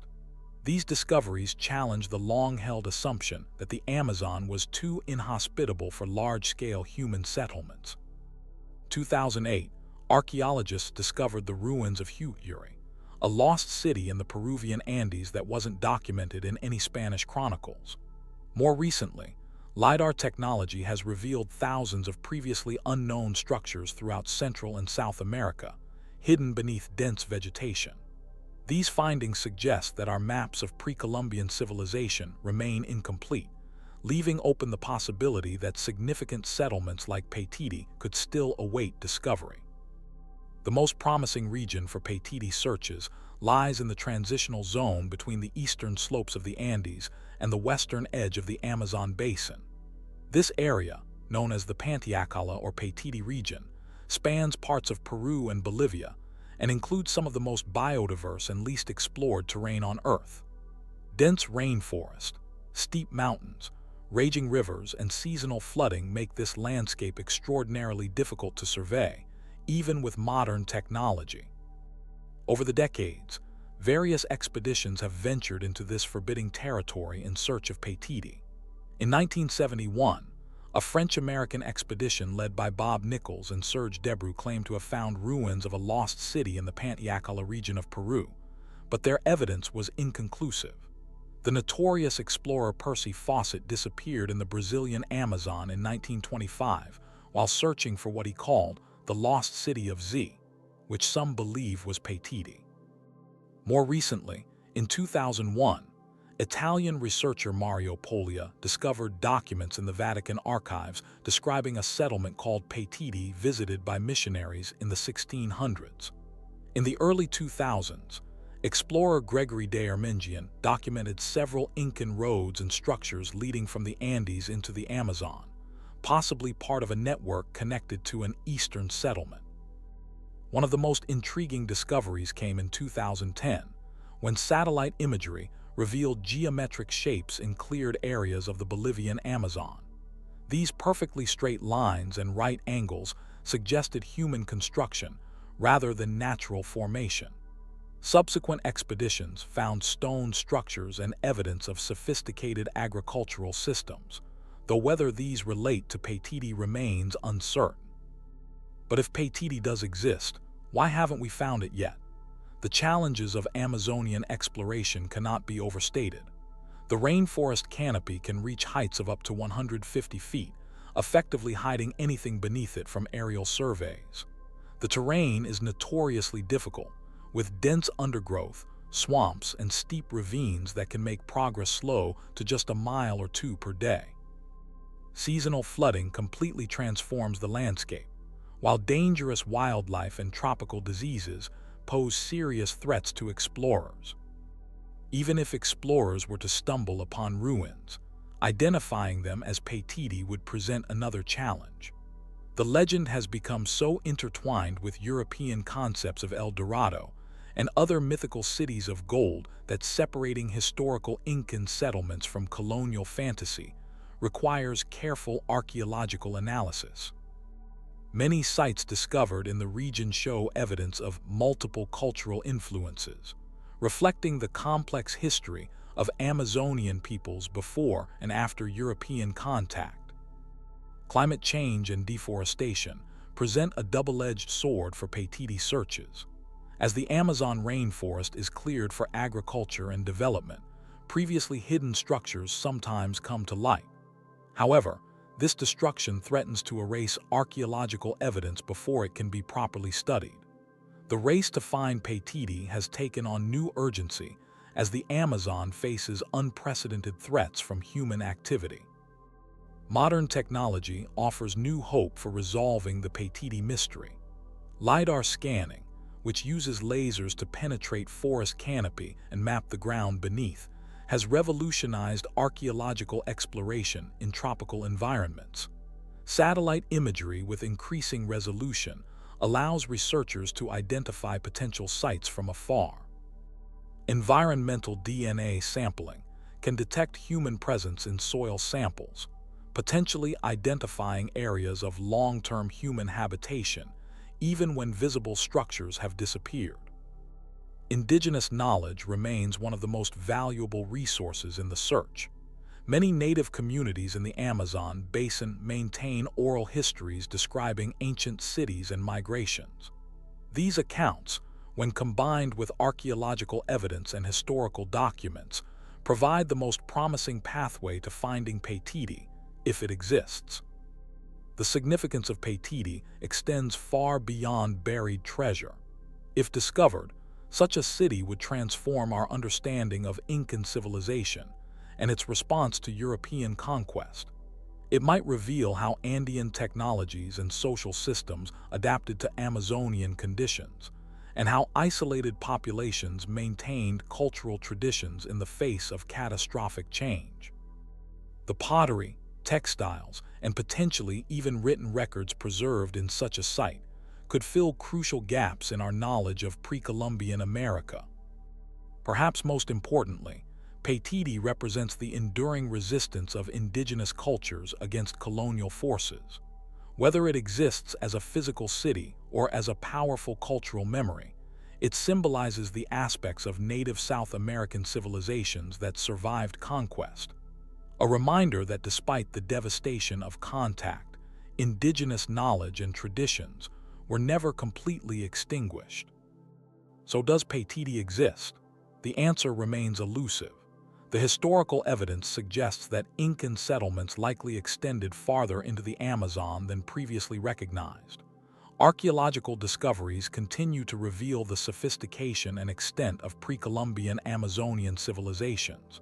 Yet the definitive proof, a city that matches the descriptions in colonial accounts and shows clear Incan influence, has yet to be found. For now, Paititi remains in that tantalizing space between myth and reality, a reminder of how much of our planet still holds secrets waiting to be discovered. Perhaps it lies beneath the canopy of some unexplored valley, its golden temples reflecting sunlight that barely penetrates the dense foliage above. Or perhaps it exists only in the cultural memory of peoples who found ways to preserve their heritage in the face of overwhelming odds. Either way, the search continues, drawing new generations of explorers into one of the world's last great mysteries. And while the dream of finding a city of gold may fuel the imagination, the true value of Paititi may lie not in precious metals, but in the stories it could tell about human resilience and cultural survival against seemingly impossible odds. But the ancient world has other mysteries equally puzzling, including one that seems to defy the very laws of physics and engineering. On a remote island in Micronesia, massive basalt structures rise from the sea, creating what many call the eighth wonder of the ancient world. Rising from the shallow waters off the eastern shore of Pohnpei Island in Micronesia is a city unlike any other on Earth. Massive black basalt pillars and platforms create an intricate network of artificial islands, canals, and temples that seem to float atop the crystal-clear lagoon.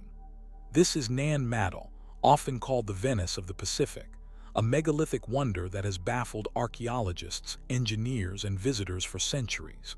How was it built? Why was it abandoned? And what secrets does this floating city still keep beneath its weathered stones? Nan Madol stretches across 93 artificial islets covering an area of 170 acres. These islets, separated by narrow waterways, were constructed using enormous basalt prismatic columns, some weighing up to 50 tons. The megalithic structures rise up to 30 feet above the water, creating walls, platforms, and temples that have withstood centuries of tropical storms and tidal surges. The engineering precision is remarkable, with columns stacked in log cabin style without mortar, creating structures that have remained stable for nearly a millennium. What makes Nan Madol truly extraordinary is the sheer scale of the construction challenge. The basalt used to build the city doesn't come from Pohnpei Island itself.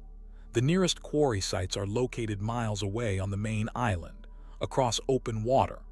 Somehow, the builders transported hundreds of thousands of massive stone columns across the sea and precisely positioned them to create this sprawling megalithic complex. Consider that each column weighs as much as a modern school bus, and the magnitude of this achievement becomes apparent. According to archaeological evidence, construction of Nan Madol began around 800 CE, with most of the structures completed by 1400 CE. The city served as the ceremonial and political center of the Saudeleur dynasty, a line of rulers who unified Pohnpei and established a complex social hierarchy. At its peak, Nan Madol housed an estimated 1,000 people, primarily nobility and religious leaders, while commoners lived on the main island and provided food and labor to the elite. The name Nan Madol translates to spaces between, referring to the canals that separate the artificial islands. These waterways served as transportation routes throughout the complex, allowing residents to travel by canoe between different sections of the city. The design created a natural defense system, controlling access to important religious and political centers, while providing convenient transportation for the elite residents. The most impressive structure within Nan Madol is Nandawas, a massive rectangular enclosure thought to be the royal mortuary. Its walls rise 25 feet high and are 15 feet thick at the base, enclosing an area of approximately 1.5 acres. Within these imposing walls, archaeologists have found burial crypts for the Saudeleur rulers. Nearby stands Pontcadera, believed to be the residence of the last Saudeleur king, its elevated platform suggesting a structure designed to impress and intimidate visitors. Local Pohnpeian oral traditions provide intriguing explanations for how Nan Madol was constructed. According to these legends, twin sorcerer brothers named Alasipa and Alasopa arrived on the island from distant lands. Using magic, they flew the massive basalt stones through the air, positioning them perfectly to create the city. One brother eventually died, while the other became the first Saudeleur ruler, establishing a dynasty that would control Pohnpei for over 1,000 years. While archaeologists don't accept the flying stone explanation, the true method of construction remains a puzzle. The basalt columns appear to have been quarried on the opposite side of Pohnpei, roughly 24 miles away. How these massive stones were transported across the island, over water, and precisely positioned without modern equipment has generated numerous theories but no definitive answers. Some researchers suggest that the columns were lashed to rafts and floated to the site during high tide. Others propose that they were transported using rollers made from palm trunks. A few scientists have even suggested that the basalt might have been quarried closer to the site, from sources now submerged due to rising sea levels. Yet none of these explanations fully accounts for the precision and scale of the construction. The layout of Nan Madol reveals a sophisticated understanding of urban planning. The complex is roughly divided into 3 sections. Madolpau in the northeast contains the administrative and royal residential areas. Madolpa in the southwest houses temples and ritual spaces, and a central area connects these 2 sections with additional residential platforms. This careful organization suggests a highly stratified society with clear distinctions between sacred and secular spaces. Perhaps even more mysterious than its construction is Nan Madol's abandonment. Around 1650 CE, the Saudeleur dynasty collapsed, and the city was largely deserted. Though local people continued to use some of the structures for ceremonies, the once thriving urban center fell into disuse. What caused this sudden decline? Theories range from resource depletion to military defeat, but the most compelling explanation comes from local oral history. According to Pohnpeian legend, the Saudeleur rulers became increasingly tyrannical over time, demanding excessive tributes and imposing harsh punishments. Eventually, a warrior named Isoklekel led an invasion from a neighboring island, overthrew the last Saudeleur king, and established a new political system that decentralized power. With this political revolution, the need for a centralized ceremonial capital diminished, and Nan Madol was gradually abandoned. Even after its abandonment, Nan Madol retained its sacred status in local culture. For centuries, Pohnpeians considered the site taboo, believing it to be haunted by the spirits of the Saudeleur rulers. Fishermen would avoid the area at night, claiming to see mysterious lights and hear strange sounds emanating from the ruins. These supernatural associations helped preserve the site from looting or dismantling for building materials, a fate that befell many other ancient structures worldwide. European contact with Nan Madol came relatively late. The first documented Western visitor was Russian explorer Fyodor Luk, who briefly described the ruins in 1828. However, it wasn't until the late 19th century, when the Spanish, Germans, and eventually Americans established colonial presences in Micronesia, that the site received significant outside attention. Early archaeological work began in the 1930s, though comprehensive scientific studies didn't commence until decades later. Modern archaeological investigations have revealed fascinating details about life in ancient Nan Madol. Excavations have uncovered artifacts including shell tools, fishing implements, and pottery that provide glimpses into daily activities. Remains of sea turtles, dogs, and pigs suggest that these animals held ritual significance, likely used in ceremonies or as status food for the elite. Human remains found in burial chambers indicate that the nobility received elaborate funeral rites, sometimes accompanied by sacrificial offerings. Environmental studies of the site suggest that Nan Madol's location was carefully chosen. The city sits at the intersection of freshwater streams and the ocean, providing access to both freshwater and marine resources. The surrounding reef created a protected lagoon, ideal for fishing and transportation. This strategic positioning reveals sophisticated environmental knowledge on the part of the builders, who created an urban center that maximized access to critical resources. One particularly intriguing aspect of Nan Madol is its possible connection to other megalithic sites across the Pacific. Similar construction techniques appear in places like Lela on Kasri Island and Lelu on Malaita in the Solomon Islands. These architectural similarities have led some researchers to propose connections between these distant cultures, perhaps through trade networks or shared cultural origins. Could Nan Madol be part of a broader megalithic tradition that once spread across Oceania? The mysteries of Nan Madol have inevitably attracted alternative theories. Some writers have linked the site to lost continents like Mu or Lemuria, suggesting that it represents the remnants of an advanced prehistoric civilization. Others propose connections to ancient Egypt or South America, pointing to superficial similarities in megalithic construction techniques. While these theories lack archaeological support, they speak to the sense of wonder that Nan Madol continues to inspire in visitors. In 2016, UNESCO finally recognized Nan Madol as a World Heritage Site, acknowledging its exceptional cultural and historical significance. However, this designation came with a warning. The site was simultaneously placed on the list of World Heritage in danger due to threats from looting, uncontrolled vegetation growth, and rising sea levels associated with climate change.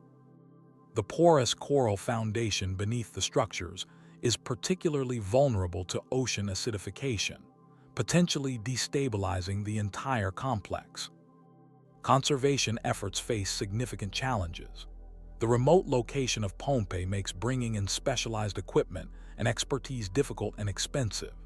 The complex ownership situation, with both the Pompeii state government and traditional leaders claiming authority over the site, complicates decision-making about preservation measures. Additionally, any conservation work must balance physical preservation with maintaining the site's cultural and spiritual significance to local communities. Nan Madol serves as a powerful reminder of how much of human history remains mysterious. Here, on a small island in the Western Pacific, a civilization created an architectural marvel that continues to defy easy explanation. Its massive scale, sophisticated design, and engineering precision challenge our assumptions about the capabilities of pre-industrial societies. The floating city stands as testament to human ingenuity and the extraordinary achievements possible without modern technology. As research continues, Nan Madol may yet reveal more of its secrets. Advanced imaging technologies might identify submerged structures or quarry sites. Genetic studies of Pompeian populations could shed light on ancient migrations that brought the founders of the Saudeleur dynasty to the island. Archaeological excavations might uncover new artifacts that illuminate daily life or religious practices in this unique urban center. Until then, the black basalt pillars will continue to rise from the turquoise waters, silently guarding their millennia-old mysteries. Nan Madol remains a place where engineering meets mystery, where the achievements of ancient Pacific Islanders challenge our understanding of what was possible in a world before modern technology. But not all ancient engineering marvels reach toward the sky. Some of humanity's most impressive creations extend deep beneath the Earth's surface, hidden from view for centuries until their accidental discovery revealed entire underground worlds. Beneath the rolling hills and fairy chimneys of Cappadocia in central Turkey lies a secret world carved entirely from stone. Stretching to depths of over 200 feet and capable of housing up to 20,000 people, Derinkuyu is the largest and most complex underground city ever discovered. This sprawling subterranean metropolis features everything a population would need to survive for months without ever surfacing: ventilation shafts, water wells, stables, food storage, churches, schools, and sophisticated security systems. But who built this underground labyrinth? And why did they feel the need to create such an elaborate place of refuge deep within the earth? The story of Derinkuyu begins with geology. Cappadocia sits on a high plateau formed by ancient volcanic eruptions that blanketed the region with ash and lava. Over millions of years, this material cooled and compressed into a soft, porous rock called tuff. Though relatively easy to carve, tuff hardens when exposed to air, creating stable chambers that resist collapse. This unique geological feature made Cappadocia ideal for underground construction, a fact that wasn't lost on the region's early inhabitants. The discovery of Derinkuyu in modern times came about entirely by accident. In 1963, a local resident was renovating his home when he knocked down a wall and discovered a mysterious room behind it. This room led to a tunnel, which led to another room and another tunnel. As excavations continued, archaeologists realized they had stumbled upon something extraordinary: an entire underground city that had been sealed and forgotten for centuries. Subsequent excavations revealed the true scale of Derinkuyu. The city descends through 18 levels, though only 8 have been fully excavated and open to the public. At maximum capacity, it could shelter approximately 20,000 people along with their livestock and food supplies. The construction is so extensive that it covers an area of approximately 400 square miles, with hundreds of connecting passageways between rooms and levels. The engineering sophistication of Derinkuyu is remarkable, especially considering when it was built. Archaeologists believe the earliest sections date back to the Phrygian period around the 8th to 7th centuries BCE, though most of the complex was likely expanded during the Byzantine era between the 6th and 10th centuries CE. Without modern equipment or advanced mathematics, the builders created a structurally sound underground environment that has withstood earthquakes and thousands of years of geological pressures. The ventilation system alone is a marvel of ancient engineering. Over 50 ventilation shafts, some reaching nearly 300 feet deep, provided fresh air to the lowest levels of the city. These shafts were carefully designed not just for air circulation, but also to prevent detection from above. Their openings were often disguised or placed in inconspicuous locations to prevent enemies from finding them or using them to introduce smoke or poison into the underground complex. Water management was equally impressive. A deep well accessed only from within the city provided fresh water that couldn't be contaminated or cut off by attackers. The well was not connected to the surface, ensuring that even during a lengthy siege, residents would have access to clean water. Channels and small basins throughout the complex distributed water to different levels, while other systems collected and removed wastewater. The security features of Derinkuyu reveal the defensive purpose behind its construction. Each level could be sealed off from the others with large stone doors, massive circular blocks that could be rolled into place from the inside, but were nearly impossible to move from the outside. These doors, weighing up to 1,000 pounds each, were perfectly fitted to their openings, creating virtually impenetrable barriers. Narrow passages forced potential invaders to move in single file, making them vulnerable to defenders. Life in Derinkuyu was organized around both practical needs and social structures. The upper levels contained living quarters, stables for livestock, and storerooms for food. Middle levels housed communal areas, wineries, classrooms, and study rooms. The lowest levels were reserved for chapels, religious schools, and spaces for rituals and gatherings. This organization suggests a well-planned community rather than a hastily created refuge. Religious spaces feature prominently throughout Derinkuyu. A large cruciform church on the lowest level could accommodate hundreds of worshippers, while smaller chapels and prayer rooms are scattered throughout the complex. These spaces indicate that spiritual life remained important even when the community was forced underground. The presence of religious schools suggests extended periods of occupation during which education continued despite the circumstances. But who exactly built Derinkuyu, and why did they go to such extraordinary lengths to create a hidden subterranean world? The archaeological evidence points to multiple civilizations contributing to its construction over centuries. The earliest sections were likely carved by the Phrygians or Hittites, with significant expansions made during the Byzantine period, particularly when the region's Christian population faced persecution. Historical records provide context for why such an elaborate hiding place was necessary. Cappadocia's location at the crossroads of major empires made it a frequent target for invading armies. The region faced waves of conquest from Persians, Greeks, Romans, and various nomadic peoples from Central Asia. Later, Arab raids between the 7th and 11th centuries posed a constant threat to the predominantly Christian population. The most compelling theory suggests that Derinkuyu reached its peak development during the Arab invasions, when Byzantine Christians needed secure places to hide for extended periods. Historical accounts describe how local populations would disappear entirely when raiders approached, leaving invaders to find empty villages. These people weren't fleeing into the mountains. They were descending into their underground cities, taking everything of value with them and sealing the entrances. Remarkably, Derinkuyu is not alone. Across Cappadocia, archaeologists have identified at least 200 underground settlements, with at least 40 large enough to be considered cities. While Derinkuyu is the largest discovered so far, other sites like Kamekli, Erzkanak, and Mazi demonstrate that underground living was a regional adaptation to the persistent threat of invasion.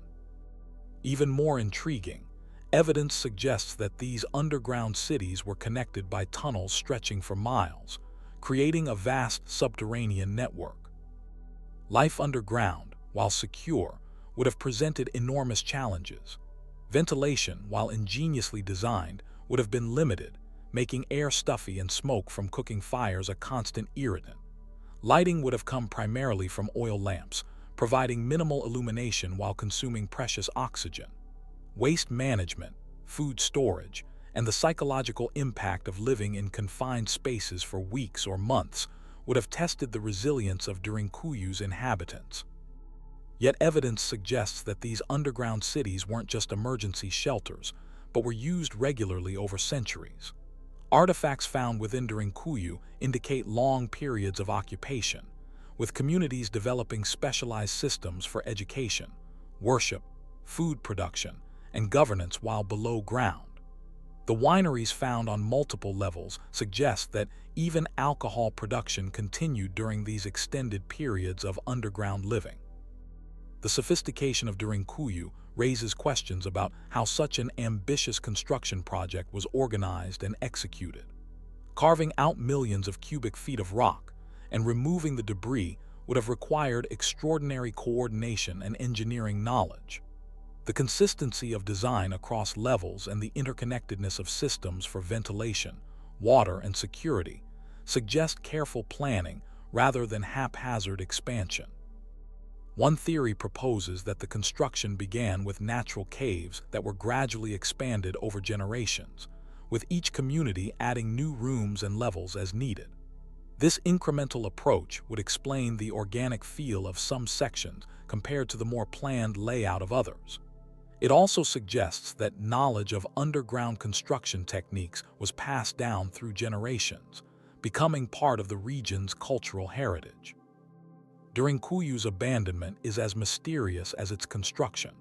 By the time the Ottomans controlled the region in the 15th century, the underground cities appear to have fallen into disuse. As central authority strengthened and large-scale invasions became less common, the need for such elaborate hiding places diminished. Local Christian populations continued to live in Cappadocia, but primarily in above-ground settlements. Over time, knowledge of the underground cities faded, with many entrances being sealed, disguised, or forgotten entirely. By the early 20th century, many locals were unaware of the vast complex beneath their feet, despite occasionally encountering mysterious rooms or passageways during construction. The 20th century brought dramatic changes to Cappadocia. Following the collapse of the Ottoman Empire and the population exchanges between Greece and Turkey in the 1920s, most of the region's Christian inhabitants left, taking with them oral traditions and knowledge about the underground structures. The new residents, unfamiliar with the area's hidden history, settled into surface dwellings, and Derinkuyu slipped further into obscurity until its chance rediscovery in 1963. Since opening to the public in the 1960s, Derinkuyu has become one of Turkey's most fascinating archaeological sites, drawing visitors from around the world. Yet archaeologists believe that only about 10% of the complex has been excavated and made accessible. The majority of Derinkuyu remains unexplored, its lower levels and distant passages still holding secrets waiting to be discovered. Modern exploration faces significant challenges.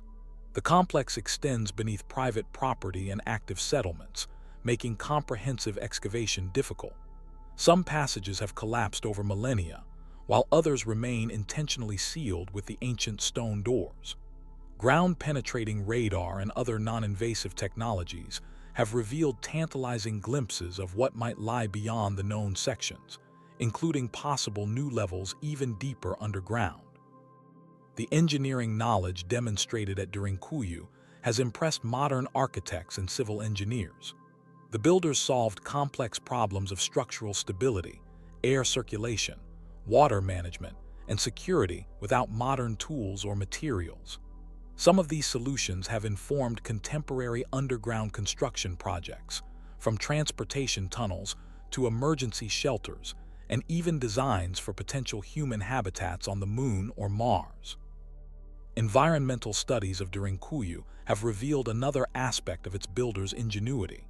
The underground city maintains a remarkably stable temperature year-round, approximately 55 to 60 degrees Fahrenheit, regardless of external weather conditions. This natural climate control would have protected inhabitants from Cappadocia's extreme temperature variations, where summers can reach over 100 degrees and winters can drop well below freezing. Archaeological findings continue to provide insights into daily life in the underground city. Grinding stones suggest grain processing occurred below ground, while large storage vessels indicate substantial food reserves. Stone pens with feeding troughs show that animals were kept underground for extended periods. Loom weights and spindle whorls reveal that textile production continued even during times of danger. These artifacts paint a picture of a community determined to maintain normal life, despite extraordinary circumstances. The spiritual dimension of Derinkuyu raises particularly interesting questions. The substantial space dedicated to religious facilities suggests that faith provided crucial psychological support during underground occupation. Some scholars believe that the physical experience of descending into the earth may have taken on symbolic significance for Christian communities, perhaps representing a form of temporary burial and resurrection when they eventually return to the surface. Alternative theories about Derinkuyu's purpose have emerged over the years. Some researchers suggest that beyond protection from human invaders, the underground cities may have served as refuges during periods of extreme climate change or natural disasters. Others propose that they functioned as trade centers, storage facilities, or religious retreats even during peaceful times. These theories recognize that such an enormous construction project likely served multiple purposes throughout its long history. Folklore and legends about Derinkuyu add another layer to its mystery. Local tales speak of hidden treasures, sealed chambers containing ancient knowledge, and tunnels extending hundreds of miles to distant cities. While most of these stories lack archaeological evidence, They reflect the powerful hold that underground spaces have on human imagination.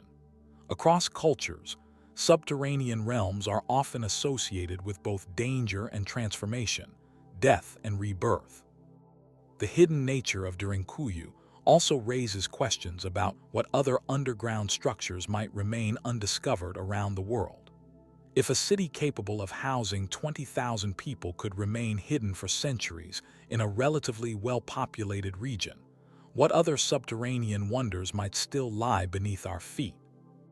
This question has inspired archaeologists to look more carefully at unusual surface features, local legends, and historical accounts that might point to similar hidden complexes. Recent technological advances have revolutionized the study of sites like Derinkuyu. Laser scanning has created detailed three-dimensional maps of excavated sections, while thermal imaging can detect hidden chambers and passages. These technologies are revealing new details about construction techniques and helping archaeologists understand how different sections of the city interconnected, without disturbing the fragile structures. Preserving Derinkuyu presents significant challenges. Tourism brings much-needed economic benefits to the region, but also increases wear on the ancient structures. Moisture from visitors' breath has damaged some wall carvings, while foot traffic gradually erodes the soft stone floors. Conservation efforts must balance accessibility with protection, ensuring that this extraordinary site survives for future generations. Climate change poses another threat. Altered rainfall patterns have increased erosion and groundwater fluctuations, potentially destabilizing parts of the complex. Rising temperatures accelerate the growth of microorganisms that can damage stone surfaces. These challenges require ongoing monitoring and intervention by conservation specialists, often using techniques as ingenious as those employed by Derinkuyu's original builders. Perhaps the most profound aspect of Derinkuyu is what it reveals about human adaptability and resilience. Faced with existential threats, the people of Cappadocia didn't flee or surrender. Instead, they transformed their challenging environment into an advantage, creating a refuge so effective that it protected their communities and culture through centuries of conflict. They maintained not just physical survival but social structures, education, and religious practices, preserving their way of life against overwhelming odds. This capacity for adaptation offers lessons for our own time. As we face climate change, resource scarcity, and political instability, Derinkuyu reminds us that human ingenuity can transform seemingly insurmountable challenges into solutions. The underground city stands as testament to our species' remarkable ability to survive and even thrive in the most difficult circumstances, when knowledge is combined with cooperation and determination. Derinkuyu also challenges our assumptions about ancient capabilities. Without computers, power tools, or even-wheeled vehicles, its builders created an engineering marvel that still impresses modern experts. This achievement forces us to reconsider what other primitive societies might have accomplished, and warns against underestimating the ingenuity of our ancestors based on their technological limitations. As excavation and research continue, Derinkuyu may yet yield more secrets. Unopened chambers might contain preserved artifacts that could transform our understanding of life in ancient Cappadocia. Undiscovered passages might confirm connections to other underground cities.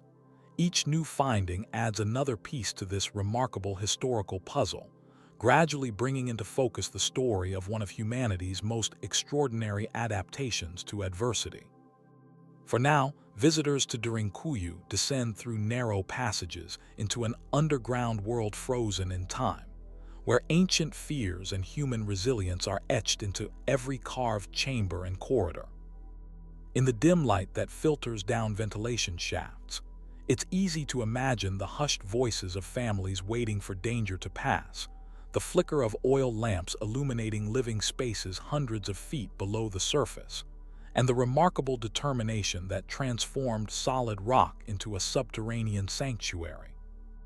In Derinkuyu, we find a powerful reminder that throughout human history, Some of our greatest achievements have remained hidden from view, waiting to be rediscovered when the time is right.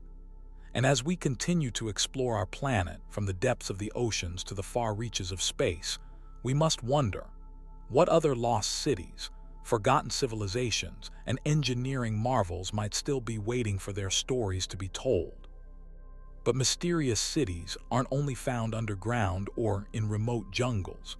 Sometimes they exist right before our eyes, yet remain indecipherable, their very purpose a puzzle that has confounded archaeologists for generations. Not far from the bustling streets of modern Naples, beneath the gentle waves of the Mediterranean Sea, lies a city that once rivaled Rome itself in luxury and decadence. This isn't some forgotten colony or minor outpost. This was Baiae, the Las Vegas of the ancient world, a playground for emperors and aristocrats that now slumbers beneath the water, its marble columns and elaborate mosaics slowly being reclaimed by the sea. In its heyday during the late Roman Republic and early Empire, Baiae was the ultimate destination for the elite. If you were anybody who mattered in Rome, you simply had to have a villa in Baiae. The shoreline became crowded with lavish estates built by the likes of Julius Caesar, Nero, and Hadrian. These weren't humble vacation homes, but sprawling complexes with private baths, elaborate gardens, and spectacular views of the Bay of Naples. What made Baiae so irresistible? The answer lies beneath the earth. The entire area sits atop volcanic vents that heated natural springs, creating the perfect conditions for thermal baths. The Romans were obsessed with bathing culture, and Baiae offered the most luxurious bathing experience imaginable. Massive domed bath complexes were built to take advantage of these natural hot springs, with sophisticated engineering that controlled temperature and steam levels. The remains of these structures, with their graceful arches and domes, still stand as a testament to Roman architectural genius. But Baiae wasn't just famous for its healing waters. It gained a reputation as a place where the strict moral codes of Rome could be temporarily forgotten. The philosopher Seneca called it a harbor of vices, while the poet Propertius warned that many a girl has lost her reputation at Baiae. The combination of wealth, leisure, and distance from the watchful eyes of Rome created an atmosphere of indulgence that would have made even the most jaded modern partier blush. The stories of debauchery and excess are legendary. Emperor Nero was said to have murdered his own mother Agrippina at his Baiae villa.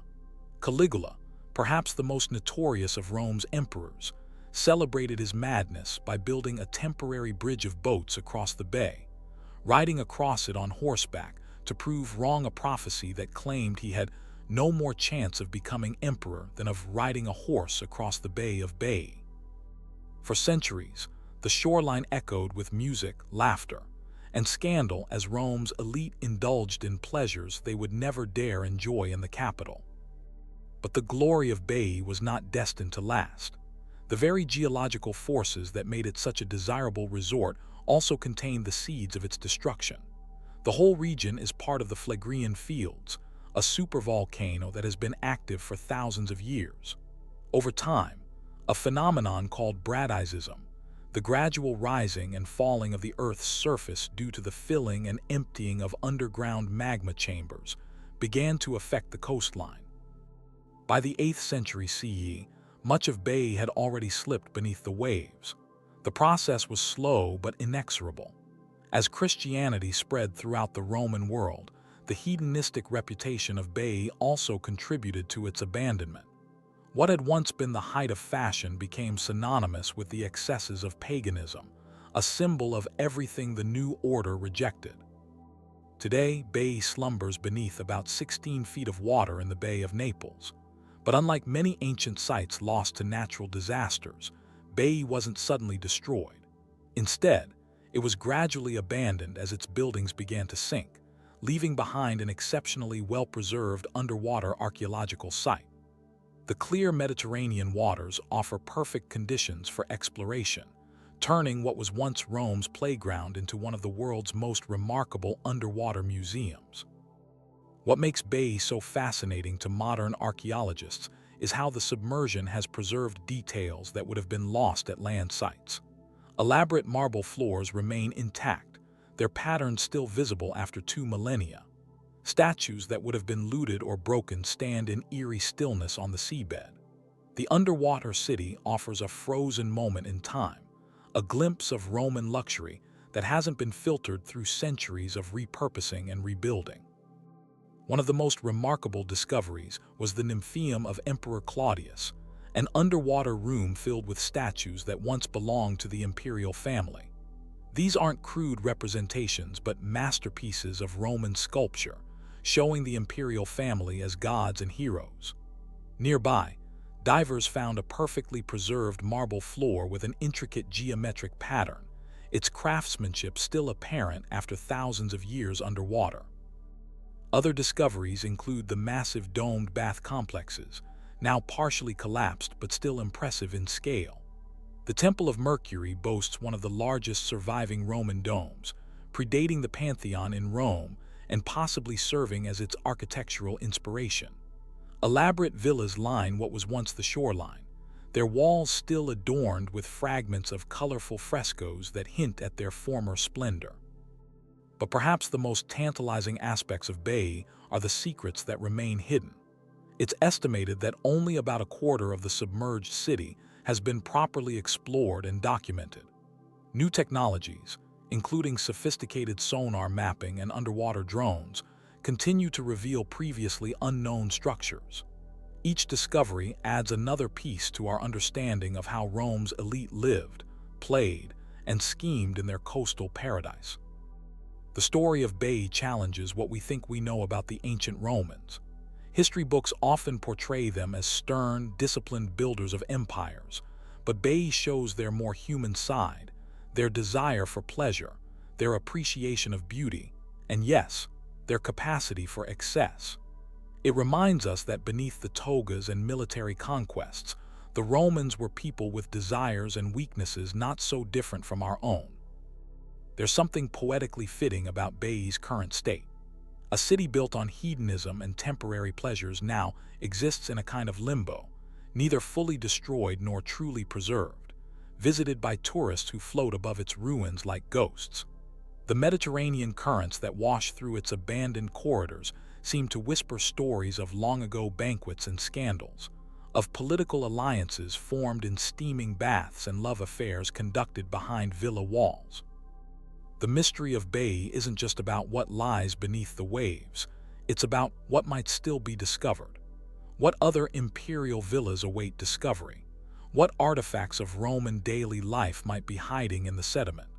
And what can this unique site tell us about how ancient Rome's elite really lived when they thought no one was watching?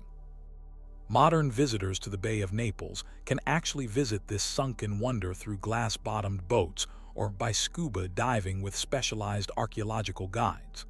Floating above streets where Roman senators once walked, seeing fish swim through the doorways of ancient villas creates an almost dreamlike experience, a chance to temporarily inhabit two worlds at once. As climate change threatens coastlines around the world, Baiae also stands as a stark reminder that even the most magnificent human achievements can be reclaimed by nature. The same sea that swallowed Rome's playground continues to rise, threatening other coastal historical sites. Perhaps the greatest mystery of Baiae isn't about its past, but about its future. Will new technologies allow us to better preserve and understand this underwater treasure, or will it eventually become inaccessible, its secrets once again hidden from human eyes? In the end, Baiae represents one of archaeology's most tantalizing paradoxes, a site that was destroyed and preserved in the same moment. As its marble columns continue their slow dance with the tide, this sunken city remains one of the most evocative links to the ancient world, a place where the boundary between past and present seems as fluid as the waters that cover it. Beneath the crystal-clear waters off the southern coast of Greece lies a city that was already ancient when the pyramids were being built. This isn't just any underwater ruin. This is Pavlopetri, the oldest known submerged city in the world. Dating back at least 5,000 years, this remarkable archaeological site offers a rare glimpse into life during the dawn of Western civilization, a time when writing was just being invented and the first complex societies were taking shape in the Mediterranean basin. Pavlopetri lies in shallow water, just a few meters below the surface, off the coast of Laconia in the Peloponnese region of Greece. The ruins spread across about 9 acres of seabed, revealing a sophisticated urban landscape with streets, buildings, courtyards, and tombs. What makes this site so extraordinary isn't just its age, but its completeness. The entire town plan remains visible, preserved by the gentle embrace of the Mediterranean Sea. The city was discovered by accident in 1967 when Nicholas Fleming, a British oceanographer, was conducting an underwater survey along the coast. What he found astonished the archaeological world: an entire Bronze Age settlement, its street grid still clearly visible despite spending thousands of years underwater. Initial surveys dated the site to around 1600 BCE, but more recent research has pushed its origins back to at least 3000 BCE, with evidence suggesting it was continuously inhabited for about 2000 years. Imagine a thriving port city at the dawn of civilization, a place of bustling markets, skilled craftsmen, and sailors preparing for journeys across the Mediterranean. That was Pavlopetri in its heyday. The city's layout reveals a level of urban planning that shouldn't have existed so early in human history. The streets form a grid pattern, with main avenues running parallel to the coastline and smaller roads branching off at right angles. Building foundations show a variety of structures, from simple homes to larger, more complex buildings that may have served administrative or religious purposes. What's particularly fascinating about Pavlopetri is how it challenges our understanding of early Bronze Age society. The conventional view was that settlements of this period were simple, primarily agricultural communities. But Pavlopetri shows evidence of specialized crafts, long-distance trade networks, and social stratification, hallmarks of a complex urban society that weren't thought to exist until much later. The underwater archaeologists who have studied the site have identified what appear to be workshops, storage facilities, and possibly a central marketplace. There's evidence of metalworking, pottery production, and textile manufacturing. The size and layout of different buildings suggest a society with distinct social classes, from simple laborers to merchants, and perhaps a ruling elite. But how did this thriving city end up underwater? Unlike dramatic disasters like the volcanic eruption that preserved Pompeii, Pavlopetri's submergence was likely a slower process. The most accepted theory involves a combination of sea level rise following the last ice age and gradual land subsidence due to tectonic activity. The region sits near a major fault line, and even small shifts over centuries could have gradually lowered the coastal plain until the sea reclaimed the land. There's evidence that the inhabitants tried to adapt to the rising waters. Some buildings show signs of being raised or reinforced, suggesting a long struggle against the encroaching sea.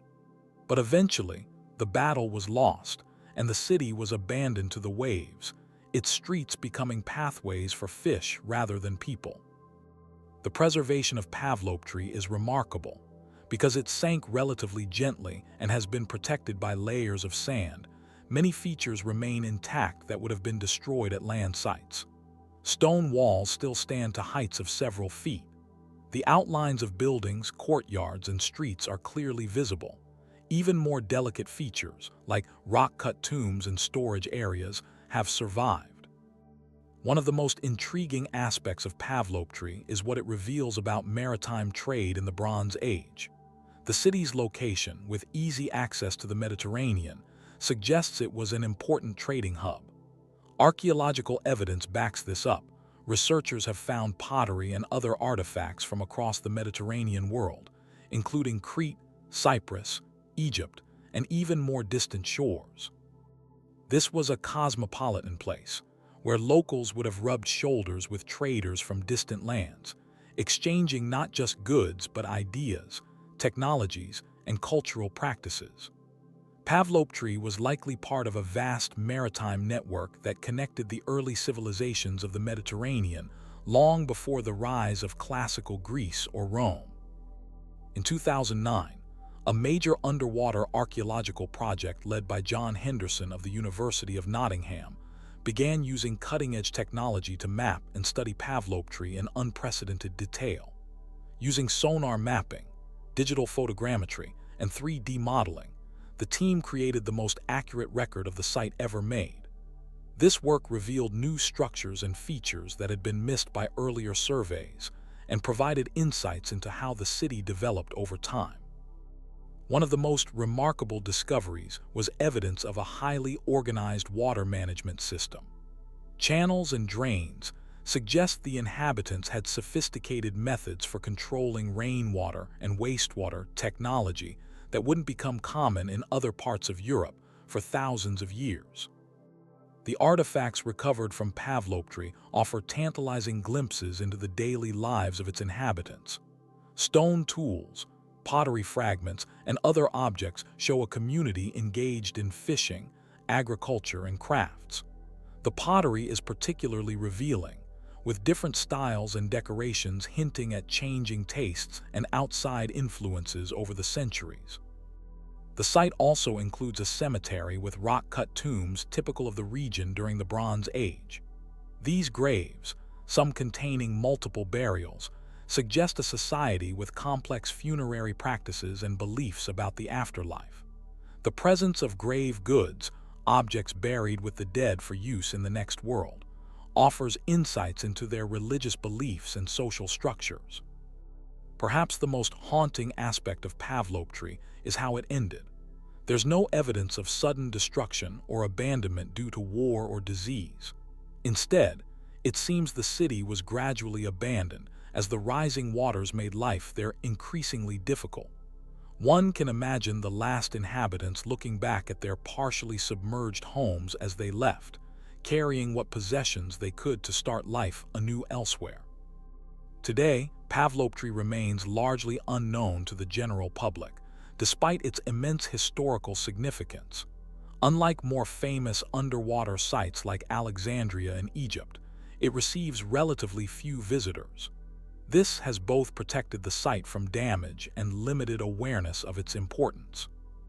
The future of Pavlopetri faces several challenges. Climate change and increasing sea temperatures threaten the delicate underwater environment.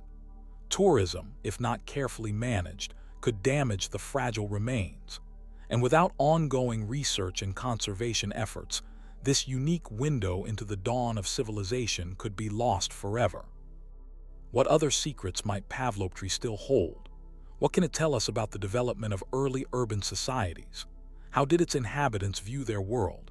And what dreams and ambitions filled their days? These questions make Pavlopetri not just an archaeological curiosity, but a living mystery. A place where the boundaries between past and present, land and sea, known and unknown blur into a compelling enigma that continues to challenge our understanding of human history. Deep in the dense rainforests of Colombia's Sierra Nevada de Santa Marta Mountains, hidden beneath centuries of jungle growth, lies a city that time forgot. Local indigenous people always knew it was there. They called it Tayuna, but to the outside world, it remained unknown until the 1970s when looters stumbled upon its moss-covered stone staircases. Today, we know it as La Ciudad Perdida, the Lost City, a sprawling pre-Columbian settlement that predates Machu Picchu by nearly 650 years, yet remains far less known to the world. Built around 800 CE by the Tairona civilization, La Ciudad Perdida thrived for nearly a millennium before the arrival of Spanish conquistadors. The city wasn't so much destroyed as abandoned, with many Tairona people retreating deeper into the mountains to escape Spanish influence and disease. Over the centuries, the jungle reclaimed the site, wrapping its stones in roots and vines, hiding it from all but the local indigenous communities who never truly forgot its existence. The city's rediscovery in 1972 came not through archaeological expedition, but through the unfortunate activities of tomb robbers. Local treasure hunters, known as guaqueros, followed a series of stone steps up the mountainside and discovered the ruins. Soon, they were extracting gold figurines and ceramic urns from the site, selling them on the black market. Word of these valuable artifacts spread, leading to conflicts between rival looters. It wasn't until 1976 that archaeologists from the Colombian Institute of Anthropology finally reached the site and began proper scientific documentation. What they found was astonishing. A vast city built across a series of mountain ridges, covering an area of about 80 acres. The site features more than 169 terraces carved into the mountainside, a complex network of stone pathways, and a sophisticated system of drainage canals. At its heart lies a series of circular plazas, with the main plaza containing 32 large stone rings believed to have been the foundations for ceremonial or communal buildings. The engineering required to build La Ciudad Perdida was immense. The Terrona had to carve flat terraces out of steep mountainsides, create stone retaining walls to prevent erosion, and construct a complex water management system to handle the region's heavy rainfall. All of this was accomplished without wheels, iron tools, or draft animals. The city rises from an elevation of about 900 meters above sea level to 1,300 meters, connected by a network of stone staircases and paths that wind through the mountainous terrain. The central approach to the city is via a staircase of 1,200 stone steps that climb steeply through the jungle. Modern visitors who make the challenging multi-day trek to the site must navigate this same ancient pathway, experiencing something of what the original inhabitants encountered daily. These aren't crude steps, but carefully engineered structures, with built-in drainage systems to prevent erosion during the region's heavy rains. What makes La Ciudad Perdida particularly mysterious is how little we know about its builders. The Terrona were not a single unified group, but a collection of related chiefdoms sharing cultural similarities. They left no written records, and by the time Spanish chroniclers began documenting the region, much of their culture had already been disrupted. Most of what we know comes from archaeological evidence and from the traditions preserved by their descendants, particularly the Kogi, Wiwa, Arhuaco, and Cancuamo peoples who still inhabit the Sierra Nevada de Santa Marta. We do know that the Terrona were skilled goldsmiths, creating intricate jewelry and figurines that show a high level of craftsmanship. They were also accomplished potters and textile makers. Their society appears to have been hierarchical, with political and religious leaders directing the labor required for the massive public works projects like La Ciudad Perdida. The city itself was likely both an administrative center and a sacred site, perhaps home to several thousand people with many more living in surrounding areas. The location of La Ciudad Perdida isn't random. The Sierra Nevada de Santa Marta is an isolated mountain range separated from the Andes, rising dramatically from the Caribbean coast to peaks over 5,700 meters high. This creates a variety of ecological zones within a relatively small area, allowing the Terrona to access different resources by moving up or down the mountainsides. The region is also incredibly biodiverse, home to numerous unique species of plants and animals. For the Terrona, the mountains themselves were sacred. Their cosmology viewed the Sierra Nevada as the heart of the world, a place where the material and spiritual realms connected.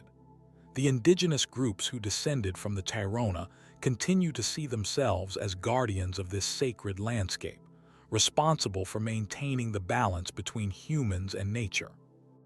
This spiritual connection to the land may explain one of La Ciudad Perdida's most striking features, its harmony with the natural environment. Unlike many other monumental structures from ancient civilizations, the city doesn't attempt to dominate nature, but rather works with it. Terraces follow the natural contours of the hills. Buildings were constructed to take advantage of natural drainage patterns, and the entire complex seems designed to minimize environmental impact while maximizing the use of available space. The site's remoteness has been both a blessing and a curse. On one hand, it protected La Ciudad Perdida from the kind of mass tourism that has impacted other archaeological sites. On the other hand, it meant that for decades, the city remained vulnerable to looters and was difficult for archaeologists to study properly.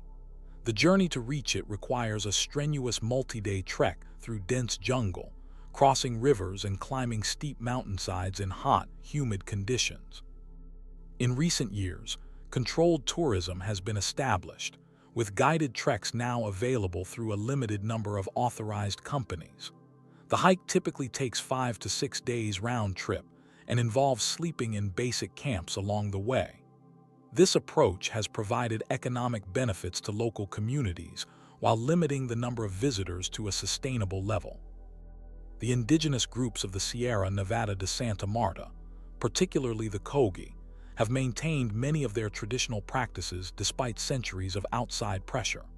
They see themselves as the elder brothers of humanity, tasked with maintaining the balance of the world through their spiritual practices. Their continued presence in the region adds another layer of significance to La Ciudad Perdida, turning it from a purely archaeological site into a living connection to the past. These indigenous guardians have become increasingly involved in the management and interpretation of the site, sharing their traditional knowledge with archaeologists and visitors. They emphasize that La Ciudad Perdida wasn't just abandoned in a spiritual sense. It has remained in use as a sacred site throughout the centuries, even when physically reclaimed by the jungle. What's particularly fascinating about La Ciudad Perdida is what it reveals about pre-Columbian urbanism in South America. The city demonstrates that complex, engineered urban environments weren't limited to the Inca or Maya, but were developed independently by numerous cultures across the continent. It suggests a level of sophistication and population density in pre-contact America that European chroniclers either didn't see or chose not to record. Recent archaeological work at the site has employed new technologies like LIDAR, light detection, and ranging, to map areas still covered by dense vegetation. These surveys suggest that La Ciudad Perdida may be even larger than previously thought, with additional terraces and structures hidden beneath the jungle canopy. It's possible that what we currently call the Lost City was just one of several major urban centers in a network that spanned the northern slopes of the Sierra Nevada. The story of La Ciudad Perdida raises important questions about how we define lost or discovered cities. For the indigenous peoples of the region, the city was never truly lost. It remained part of their cultural memory and spiritual landscape. When Western archaeologists speak of discovering such places, they often overlook the knowledge preserved by local communities who have maintained connections to these sites for generations. La Ciudad Perdida stands as a powerful reminder of how much of the pre-Columbian world remains unknown or misunderstood. For every famous site like Machu Picchu or Chichen Itza, there may be dozens of equally impressive places still hidden by jungle growth or simply overlooked, because they don't fit our preconceptions of what ancient civilizations should look like. As climate change and deforestation threaten the Amazon basin and other forested regions of South America, the urgency of identifying and protecting these archaeological treasures becomes ever greater. The Lost City reminds us that the jungle doesn't just hide history. In many ways, it has preserved it, protecting these stone monuments from the kinds of destruction that have befallen similar sites in more accessible locations. When European explorers first ventured into the Amazon rainforest in the 16th century, they brought back fantastic tales of vast cities gleaming with gold, advanced civilizations hidden in the emerald depths of the jungle. For centuries, these stories were dismissed as myths or exaggerations, the feverish imaginings of gold-hungry conquistadors.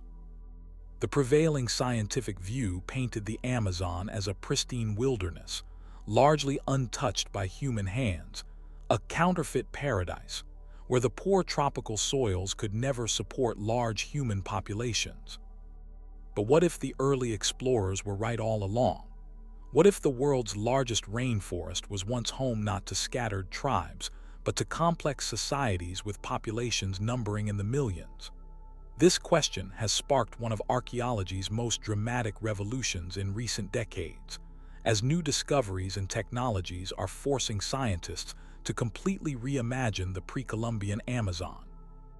The traditional view of Amazonian societies was largely shaped by what anthropologists observed in the 20th century: small, semi-nomadic tribes practicing slash-and-burn agriculture and hunting and gathering in the forest.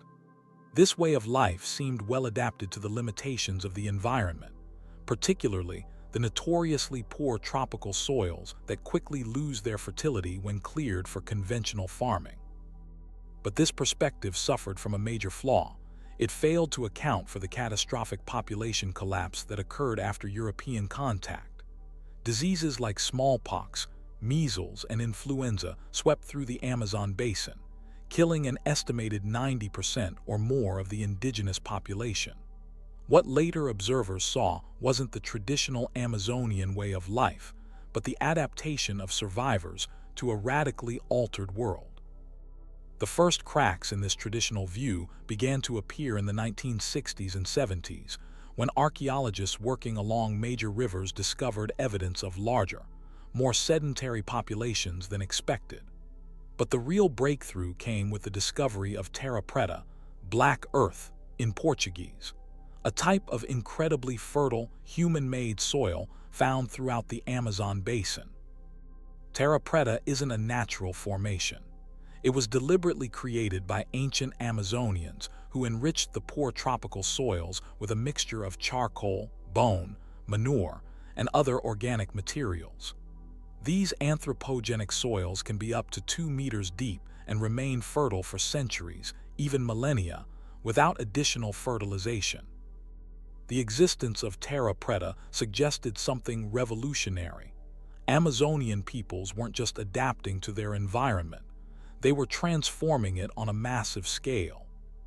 The extent of these soil modifications is staggering.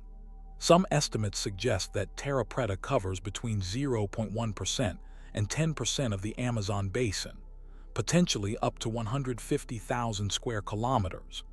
This isn't the work of small, isolated communities, but evidence of large populations with sophisticated agricultural knowledge, manipulating their environment over generations. Further evidence of large-scale human modification came with the discovery of massive earthworks throughout the Amazon. In the Bolivian Amazon, archaeologists have documented a vast complex of raised fields, canals, reservoirs, and mounds covering thousands of square kilometers.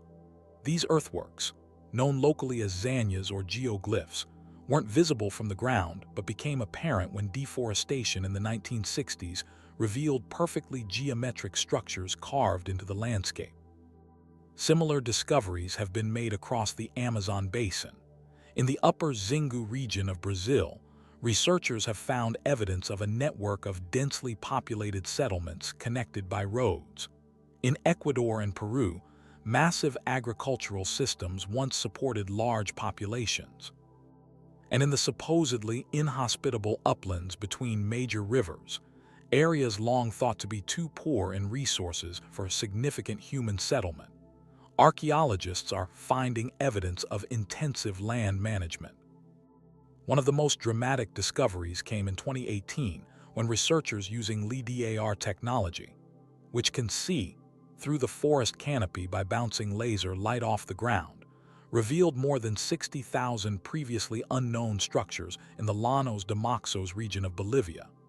These included raised fields, sophisticated water management systems, and ceremonial sites connected by a network of causeways stretching for kilometers. This wasn't just a collection of villages, but a complex urban landscape, what some researchers have described as a low-density urbanism, different from but no less sophisticated than the densely packed cities of Mesoamerica or the Andes. Rather than concentrating population in small areas, these Amazonian societies spread out across the landscape, integrating urban centers with managed forests and agricultural zones in a system that could sustain large populations while minimizing environmental impact. The scale of these discoveries has forced a complete rethinking of pre-Columbian Amazon. Current estimates suggest that before European contact, the Amazon basin may have been home to 8 to 10 million people, far more than the approximately 1 million indigenous inhabitants today. Some regions may have supported population densities comparable to parts of medieval Europe. These weren't simple societies either. The archaeological evidence points to complex social hierarchies, specialized craft production, extensive trade networks, and sophisticated cosmological beliefs. Large earthen platforms and ceremonial centers suggest centralized political authority and labor organization. The uniformity of certain pottery styles across vast areas indicates shared cultural traditions spanning hundreds of kilometers. Perhaps most revolutionary is the growing evidence that much of what we think of as pristine Amazonian rainforest is actually the result of thousands of years of human management. Many of the tree species that dominate certain areas of the Amazon are those that were useful to humans: fruit trees, palms, and other economically valuable species. These forest gardens represent a form of agroforestry where the line between cultivated and wild becomes blurred. The distribution of certain plant species offers compelling evidence for this human influence. Brazil nut trees, for example, tend to grow in suspicious clusters throughout the Amazon, far more concentrated than natural seed dispersal would predict. Similar patterns appear with palm species and fruit trees. What appears to be untouched wilderness may actually be the abandoned gardens and orchards of societies that collapsed after European contact. This realization has profound implications not just for archaeology, but for our understanding of sustainable land management. The ancient Amazonians achieved something remarkable. They supported large populations in a challenging environment without destroying it. In fact, their management practices may have enhanced biodiversity and ecosystem resilience. The question of what happened to these societies is both tragic and cautionary. When Europeans arrived in the Amazon in the 16th century, they brought diseases against which indigenous populations had no immunity.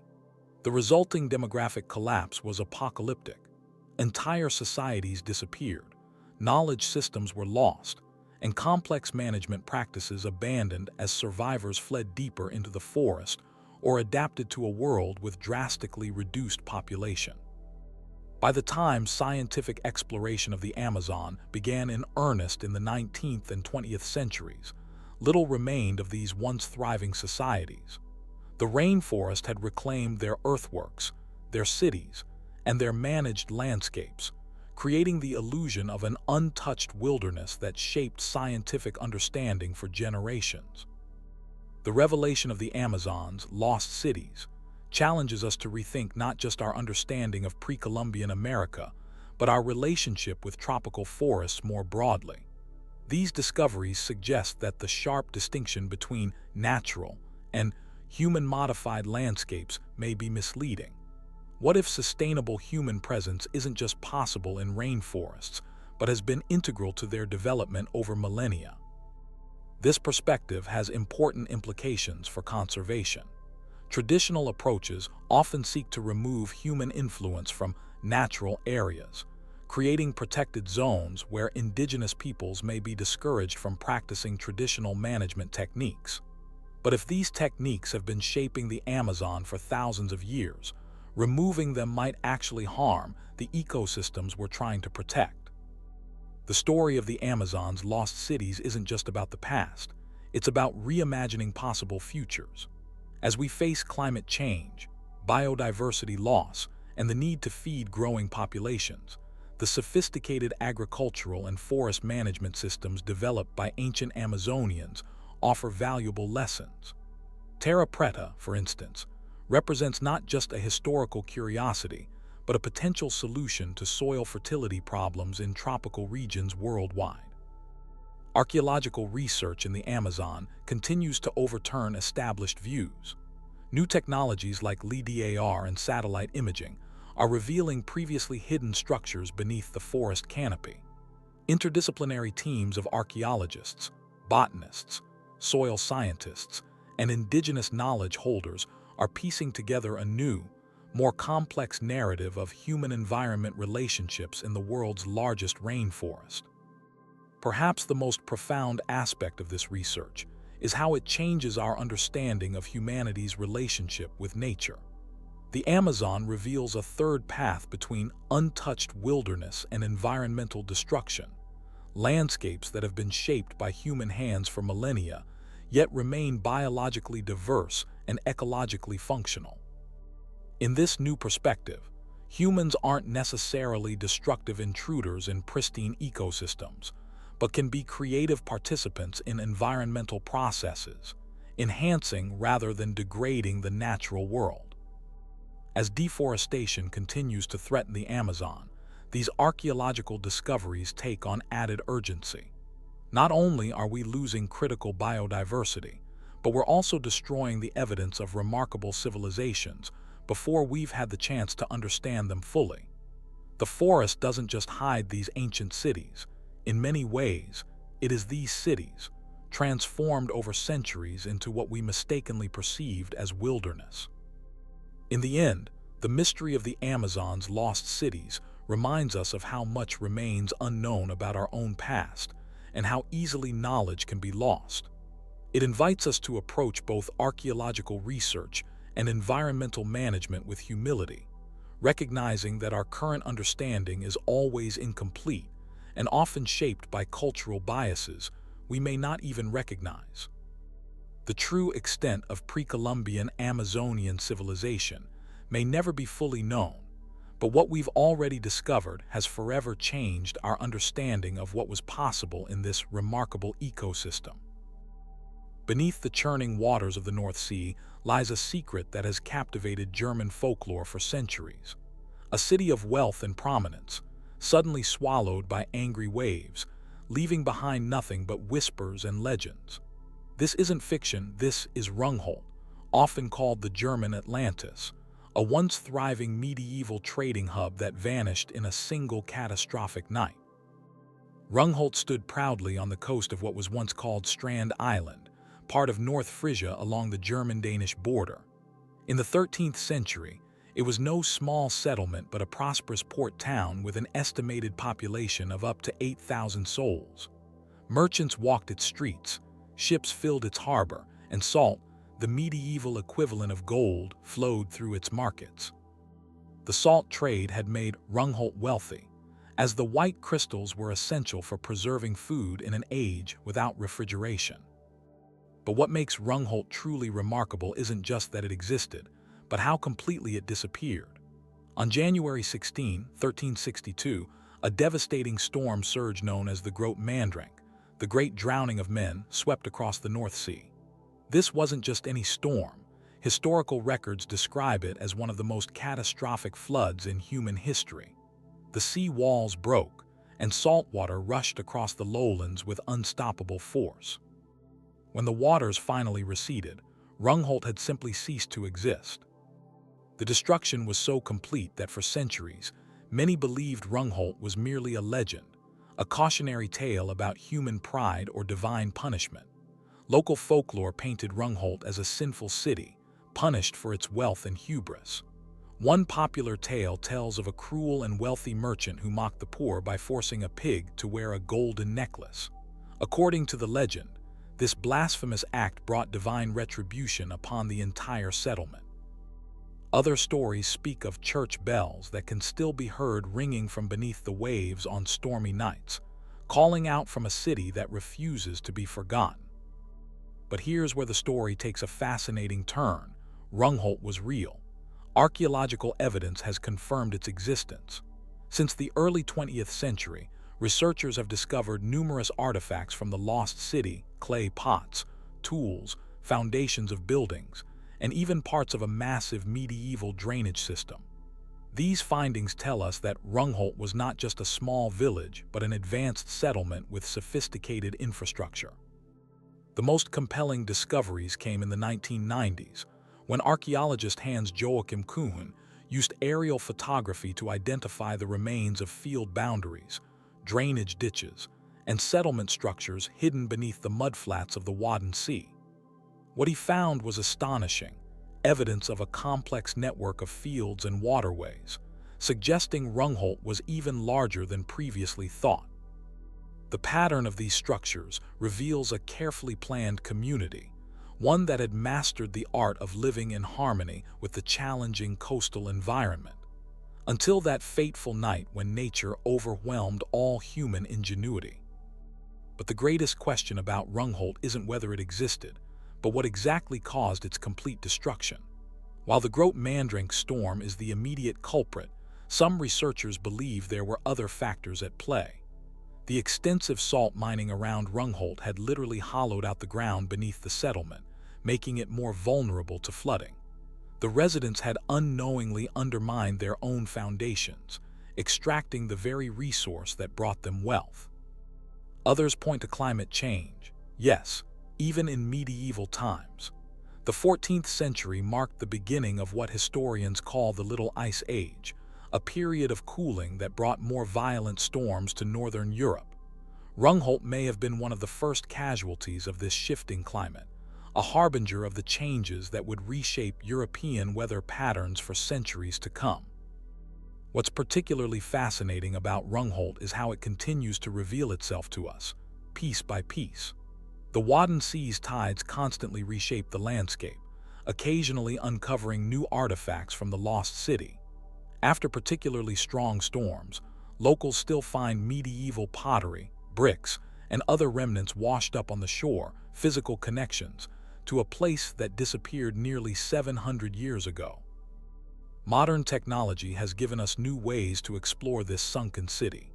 Ground-penetrating radar, underwater archaeology, and sophisticated mapping techniques have allowed researchers to create increasingly detailed reconstructions of what Rungholt might have looked like. The picture that emerges is of a wealthy trading hub with a large church, a market square, and a network of streets and canals, a medieval Amsterdam or Venice of the North Sea. But there's another layer to the Rungholt mystery that few consider. The city didn't just disappear physically, it also disappeared from human memory with remarkable speed. Within a few generations, its exact location had been forgotten, transformed from history into legend.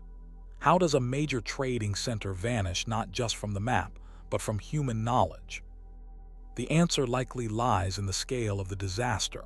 The Groot Mandrink didn't just destroy Rungholt, it reshaped the entire coastline. Landmarks disappeared, channels shifted, and the very geography that people used to navigate their world was altered beyond recognition. Today, much of what was once Rungholt lies in a protected area of the Wadden Sea National Park, a UNESCO World Heritage Site. The tidal flats that cover the city's remains are home to a rich ecosystem of birds, fish, and marine mammals. Nature has reclaimed what was once human domain, writing a new chapter over the old one. What lessons does Rungholt hold for us today? Perhaps it's a reminder of our perpetual vulnerability to natural forces, despite all our technological advances. Modern coastal cities face rising sea levels and increasingly powerful storms, echoes of the forces that claimed Rungholt centuries ago. Or perhaps the lesson is about memory itself, how even a thriving center of commerce and culture can slip from history into myth when disaster strikes with sufficient force. As climate change reshapes our own coastlines, Rungholt's story feels increasingly relevant. It stands as a sunken monument to humanity's complex relationship with the sea, how we build our greatest cities along waterways that bring both prosperity and danger. The German Atlantis isn't just a curiosity from the past, it's a mirror reflecting our own precarious balance with the natural world. What other secrets might still be hidden beneath the shifting sands of the Wadden Sea? What artifacts, what stories, what insights into medieval life are still waiting to be uncovered? And what other lost settlements might lie beneath the waves of our oceans, their stories untold, their existence almost entirely forgotten? The sea keeps its secrets well, revealing them only gradually, one tide at a time. Imagine walking across an ordinary South African savanna, the grass crunching beneath your feet, the occasional acacia tree providing momentary shade from the relentless sun. Nothing seems remarkable about this landscape until you realize you're standing in the middle of what was once a thriving metropolis. This isn't imagination. This is Queneng, a vast pre-colonial city that vanished from human knowledge so completely that for centuries, no one knew it had ever existed. Queneng lies just 40 miles south of modern-day Johannesburg, hidden beneath brush and soil in the Suikerbosrand Nature Reserve. For hundreds of years, it remained invisible to the untrained eye, a ghost city whose stone walls and foundations blended seamlessly into the natural landscape. Locals knew there were some ancient structures in the area, but no one realized the true scale of what lay beneath their feet. Until that is, a technology originally developed for space exploration turned its gaze to this seemingly ordinary patch of African wilderness. In 2018, archaeologists from the University of Witwatersrand revealed something astonishing. Using laser technology called LiDAR, they had uncovered the remains of a massive urban settlement spanning up to 20 square kilometers. LiDAR, which stands for light detection and ranging, works by shooting rapid pulses of laser light at the landscape from an aircraft, then measuring how long it takes for those pulses to bounce back. The result is a detailed three-dimensional map that can see through vegetation and reveal subtle changes in elevation that are invisible to the naked eye. What emerged from this digital mapping was nothing short of remarkable. Thousands of stone structures, roads and homesteads arranged in a pattern that told the story of a sophisticated urban center. The settlement wasn't just large, it was complex, with different neighborhoods, cattle enclosures, and a clear social hierarchy reflected in its layout. Larger structures likely housed elite members of society, while smaller compounds were home to ordinary citizens. Some estimates suggest that at its peak, between 1500 and 1800, Queneng may have housed up to 20,000 people, making it comparable in size to London during the same period. But who built this hidden metropolis? Queneng was the creation of the Tswana people, one of the major cultural groups of southern Africa. The Tswana are known for their sophisticated stone masonry and urban planning, creating what archaeologists call stone-walled sites across the region. What makes Queneng special is not just its size, but its completeness.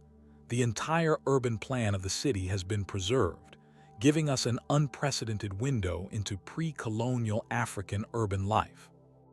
The layout of Queneng reveals a society that was far more complex than colonial narratives of Africa would have us believe. The city was not built randomly, but followed careful planning principles. At its center stood larger structures surrounded by impressive stone walls, likely the homes of political or religious leaders.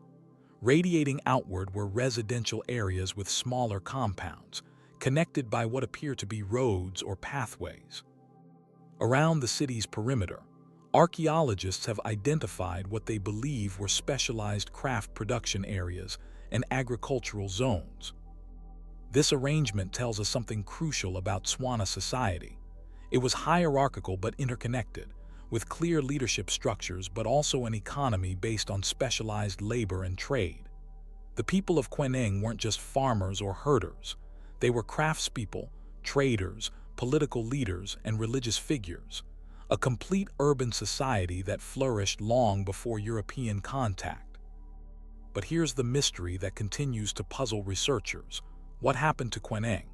Unlike Rungholt, which was dramatically destroyed in a single night, Queneng's abandonment appears to have been more gradual. The archaeological evidence suggests the city reached its peak in the 16th century, then began a slow decline. By the early 19th century, it appears to have been largely abandoned, its stone walls left to crumble and be reclaimed by the surrounding savanna. Several theories attempt to explain Queneng's fall. Some researchers point to climate change. A period of extended drought may have made the area uninhabitable, forcing residents to seek more fertile lands. Others suggest that changing political dynamics, possibly conflict with neighboring groups, led to the city's abandonment. The timeline roughly coincides with a period known as the Mfecane or Difficane, a time of widespread upheaval and population movement across southern Africa in the early 19th century. This era saw the rise of the Zulu kingdom under Shaka Zulu and triggered massive demographic shifts throughout the region. Another possibility is that European expansion played a role, even indirectly. By the early 19th century, European colonial influence was beginning to reshape the economic and political landscape of southern Africa. Trade routes shifted, new conflicts erupted, and traditional power structures were undermined. Kweneng may have been a casualty of these larger historical forces, its residents dispersing to adapt to a rapidly changing world. Perhaps most intriguing is what Kweneng tells us about how easily history can be erased. This wasn't a small village but a major urban center, home to thousands of people over multiple generations. Yet its existence slipped from historical memory with surprising ease. When European colonizers arrived in the region, they either didn't encounter Kweneng or didn't recognize it for what it was, a sophisticated urban settlement that challenged their narratives about African societies. This erasure wasn't accidental. Colonial accounts of Africa deliberately downplayed or ignored evidence of complex indigenous civilizations, part of an ideological project that sought to portray the continent as primitive and in need of European civilization. Kweneng's rediscovery is part of a larger process of reclaiming African history, using modern technology to reveal truths that colonial narratives obscured. The rediscovery of Kweneng also raises fascinating questions about what else might be hidden beneath our feet. If a city of this size could disappear from human knowledge, what other forgotten settlements, cultures, and civilizations might still be waiting to be found? The African continent, with its vast expanses and complex history, likely holds many more Kwenengs, lost cities and settlements that could revolutionize our understanding of human history. What's particularly remarkable about Kweneng's discovery is how it challenges our assumptions about permanence. We tend to think of cities as enduring features of the landscape. Rome, Athens, Jerusalem have been continuously inhabited for thousands of years. But Kweneng reminds us that urban centers can also be fragile, vulnerable to environmental, political, and historical forces. A thriving metropolis can become invisible in just a few generations, its story lost until new technologies allow us to see what has been in front of us all along. The story of Kweneng is still being written. Archaeologists have only begun to analyze the wealth of data provided by the LIDAR scans. Each season of research reveals new details about the city's layout, its economic systems, and the daily lives of its inhabitants. Without disturbing the site through traditional excavation, researchers can now create detailed virtual models of the city, preserving it digitally even as its physical remains continue to erode. What secrets might Kweneng still hold? What can this ghost city tell us about pre-colonial African urbanization, about trade networks that span the continent, about technologies and social structures that developed independently of European influence? The answers are emerging gradually as researchers continue to study this remarkable site, piecing together the story of a city that refuses to remain forgotten. In the heart of modern Mexico City, beneath the colonial cathedrals and sleek skyscrapers, lies one of history's most remarkable lost cities, a metropolis of breathtaking scale and sophistication, built not on solid ground but on a network of artificial islands in the middle of a vast lake. This was Tenochtitlan, the capital of the Aztec Empire, and once one of the largest cities in the world. Unlike Rungholt or Kweneng, we know exactly what happened to Tenochtitlan. It was deliberately erased, its temples dismantled, its canals filled in, its very geography altered beyond recognition. When Spanish conquistador Hernán Cortés first laid eyes on Tenochtitlan in 1519, even this battle-hardened explorer was awestruck. In his letters to King Charles V of Spain, he described a city that seemed impossible, an urban island connected to the mainland by 3 massive causeways, each wide enough for 8 horsemen to ride abreast. At the city's heart stood immense pyramids and temples, their sides painted in brilliant reds, blues, and whites.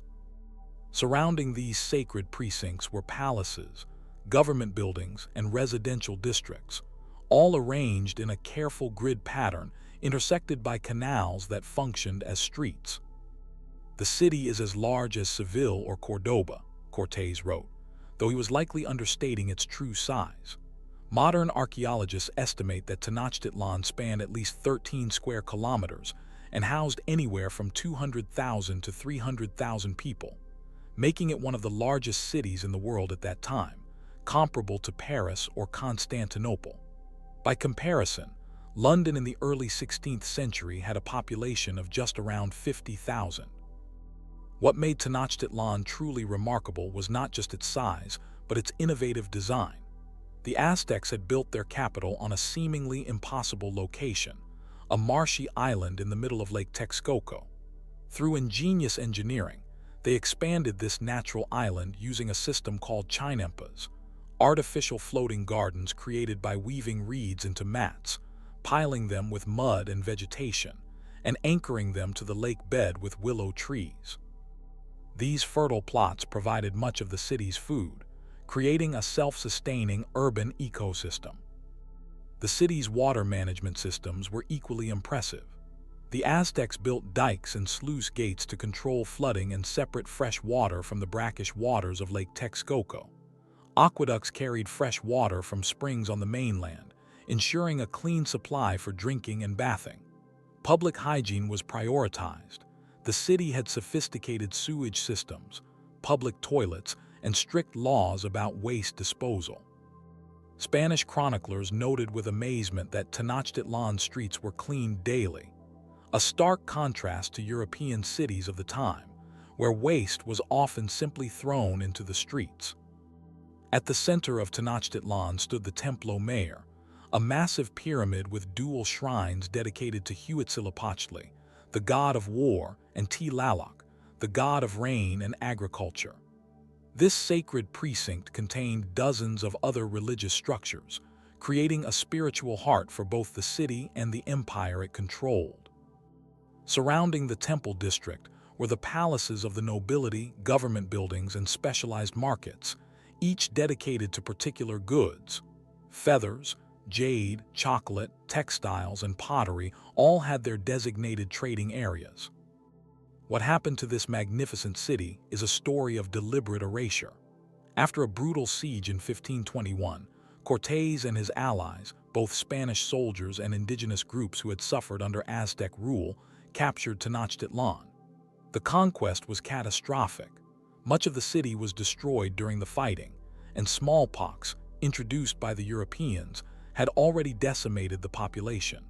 But what followed was not mere conquest but systematic obliteration.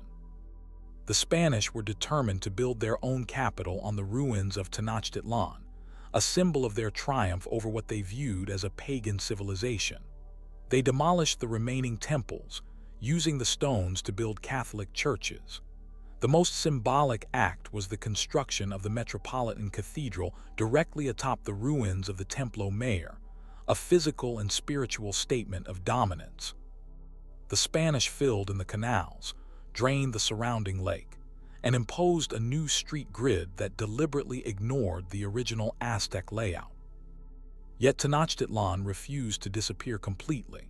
For centuries, fragments of the Aztec capital would occasionally emerge during construction projects, a carved stone here, a section of temple stairs there.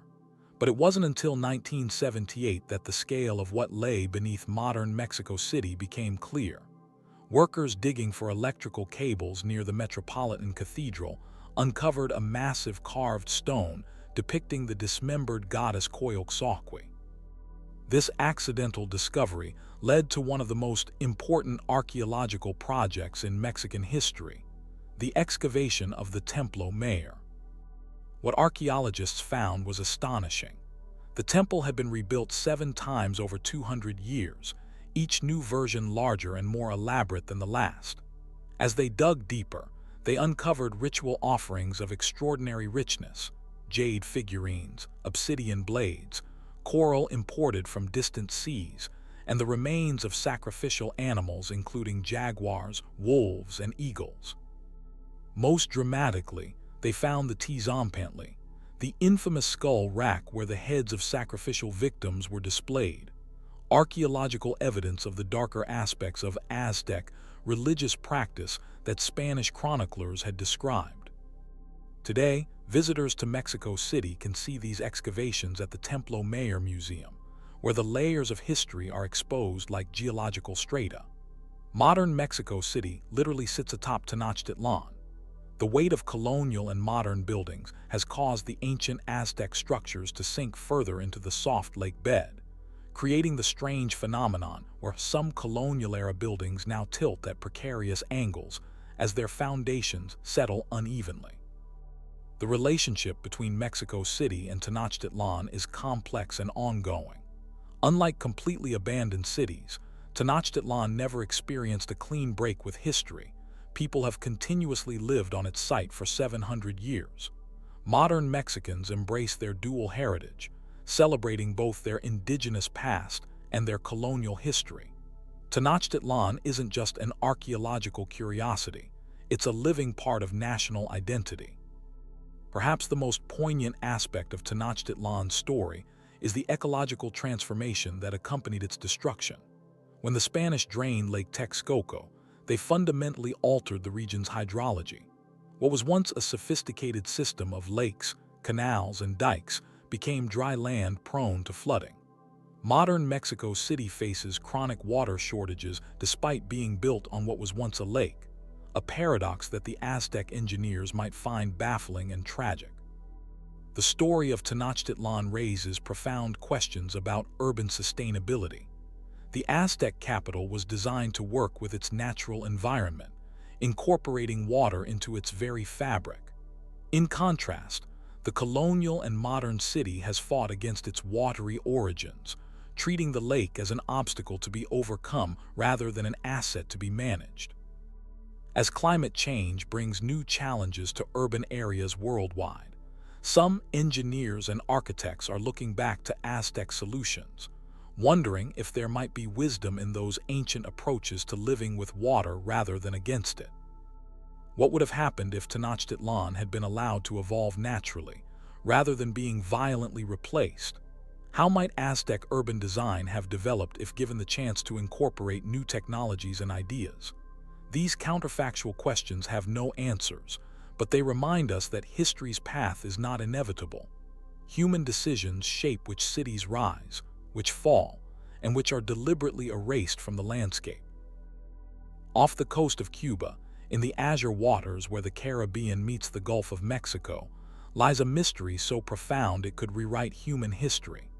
Roughly 2,000 feet below the surface, covering an area of roughly 8 square miles, sonar equipment has detected what appears to be massive stone structures, geometric shapes too regular, too precise to be natural formations.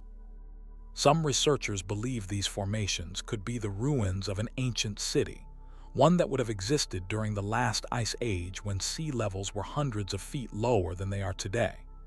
If true, these underwater structures off the coast of Havana would be over 12,000 years old, predating the Egyptian pyramids by thousands of years, and challenging everything we thought we knew about early human civilization.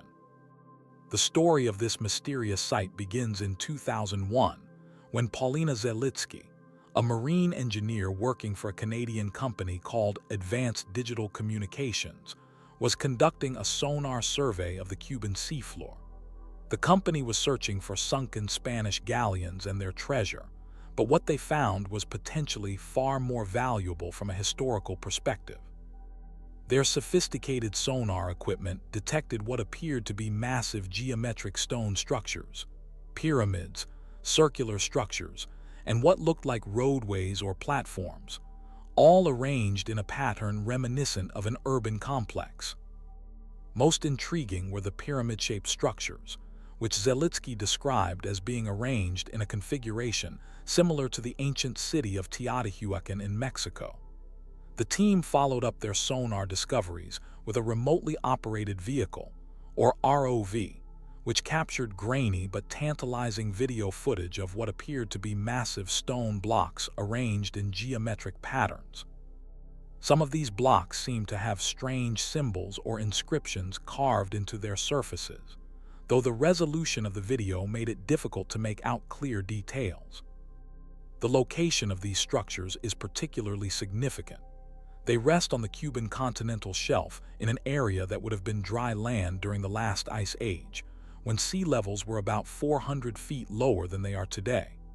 Around 12,000 years ago, as the ice age ended, melting glaciers caused sea levels to rise dramatically, potentially submerging any settlements that existed along ancient coastlines. If the structures near Havana are indeed artificial, they would have been built before this great flood, during a time when mainstream archaeology tells us humans were still primitive hunter-gatherers, not sophisticated builders. The implications are staggering. Orthodox archaeological timelines suggest that the first complex human civilizations emerged around 6,000 years ago in Mesopotamia, followed by Egypt and the Indus Valley. Before that, humans supposedly lived in small nomadic groups, subsisting on hunting and gathering. Advanced architecture, urban planning, and monumental construction were supposedly beyond their capabilities and needs. The Havana underwater formations, if proven to be artificial, would push the timeline of advanced human civilization back by more than 6,000 years.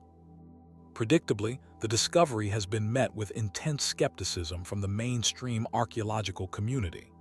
Many scientists point out that what appear to be regular geometric formations could simply be natural geological phenomena. Cuba sits near a fault line where the North American and Caribbean tectonic plates meet, creating unusual underwater topography. Natural processes can create surprisingly regular-looking formations, hexagonal basalt columns, rectangular patterns created by fractures in limestone, and other geometric shapes that might be misinterpreted as artificial structures, particularly when viewed through the distorting lens of sonar readings and murky underwater footage. Critics also point to the extreme depth of the site. At around 2,000 feet below current sea level, it lies significantly deeper than the 400-foot sea level rise that occurred at the end of the last ice age. This discrepancy suggests either that the structures are not artificial or that they sank due to some catastrophic geological event beyond mere sea level change, perhaps an earthquake or massive subsidence of the seafloor. Adding to the controversy is the limited scientific investigation of the site.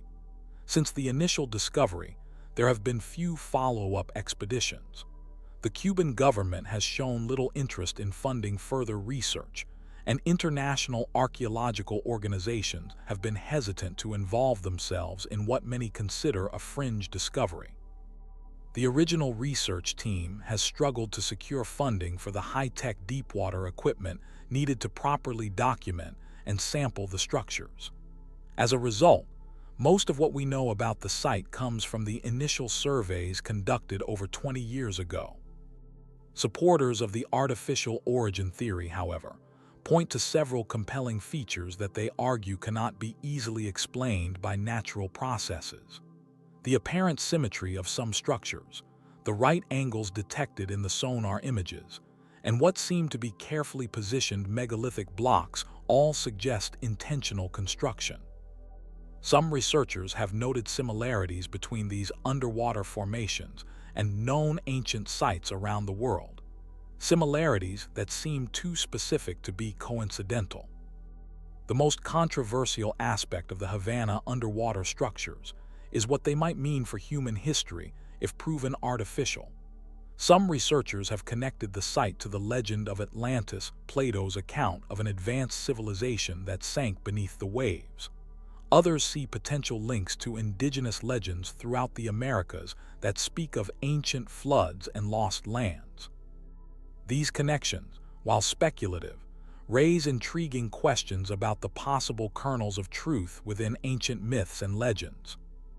The timing aligns with what geologists call the Younger Dryas, a period of rapid and dramatic climate change at the end of the last ice age, approximately 12,800 to 11,500 years ago. During this time, global temperatures fluctuated wildly, ice sheets melted, and sea levels rose dramatically.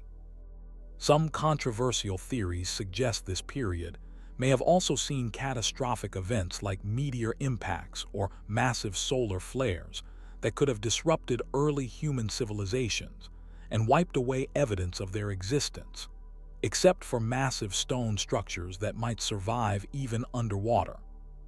If the Havana structures are indeed the remains of an ancient city, they would join a growing list of underwater archaeological sites around the world. From the submerged ruins of Alexandria in Egypt to the lost port of Heracleion in the Mediterranean, to the ancient Indian city of Dwarka off the coast of Gujarat, marine archaeologists have increasingly found evidence that rising seas have claimed many ancient settlements. The difference is that most of these sites date to historical periods already well documented in the archaeological record. The Havana site, if artificial, would belong to a period thought to predate complex civilization entirely.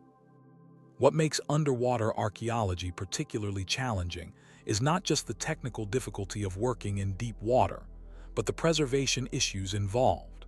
Unlike desert environments, where ancient structures can remain relatively unchanged for millennia, underwater sites are subjected to currents, marine life, sedimentation, and chemical processes that can dramatically alter their appearance. Stone structures become encrusted with coral and marine growth, edges get worn down by water movement, and visibility is often severely limited. These factors make it difficult to distinguish between natural and artificial features, especially without close physical examination. The mystery of Havana's underwater structures remains unsolved. Without further scientific investigation, core samples from the structures, detailed photogrammetry, or recovery of artifacts, definitive conclusions remain elusive. The site exists in a kind of scientific limbo, too intriguing to dismiss entirely, yet too poorly documented to accept as revolutionary evidence of an unknown ancient civilization. What's certain is that our understanding of human prehistory continues to evolve. Recent archaeological discoveries around the world have repeatedly pushed back the dates for complex human achievements. The monumental site of Göbekli Tepe in Turkey, dated to around 9,500 BCE, has forced archaeologists to reconsider the timeline of complex religious architecture. Evidence of sophisticated boat-building technology dating back 45,000 years has been found in Australia. Ancient DNA studies have revealed complex migration patterns and interactions between human populations that weren't previously recognized. Perhaps the most tantalizing aspect of the Havana underwater mystery is what it suggests about how much of human history might still lie undiscovered. If sea levels rose 400 feet at the end of the last ice age, then vast areas of prime coastal land, precisely the kind of locations where early humans would likely have settled, now lie submerged off every continent. What other lost cities, what evidence of early innovation and achievement might still be waiting to be found beneath the waves? As technology improves and underwater archaeology becomes more sophisticated, sites like the one off Havana may eventually yield their secrets. Until then, they remain in that fascinating borderland between established science and speculative possibility, reminders that the story of human civilization is far from completely written and that the greatest discoveries may still lie ahead.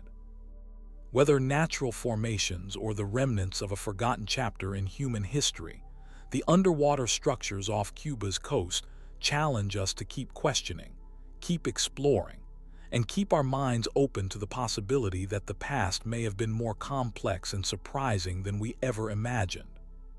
Hidden within the dusty plains of what is now Pakistan lies one of history's most perplexing mysteries.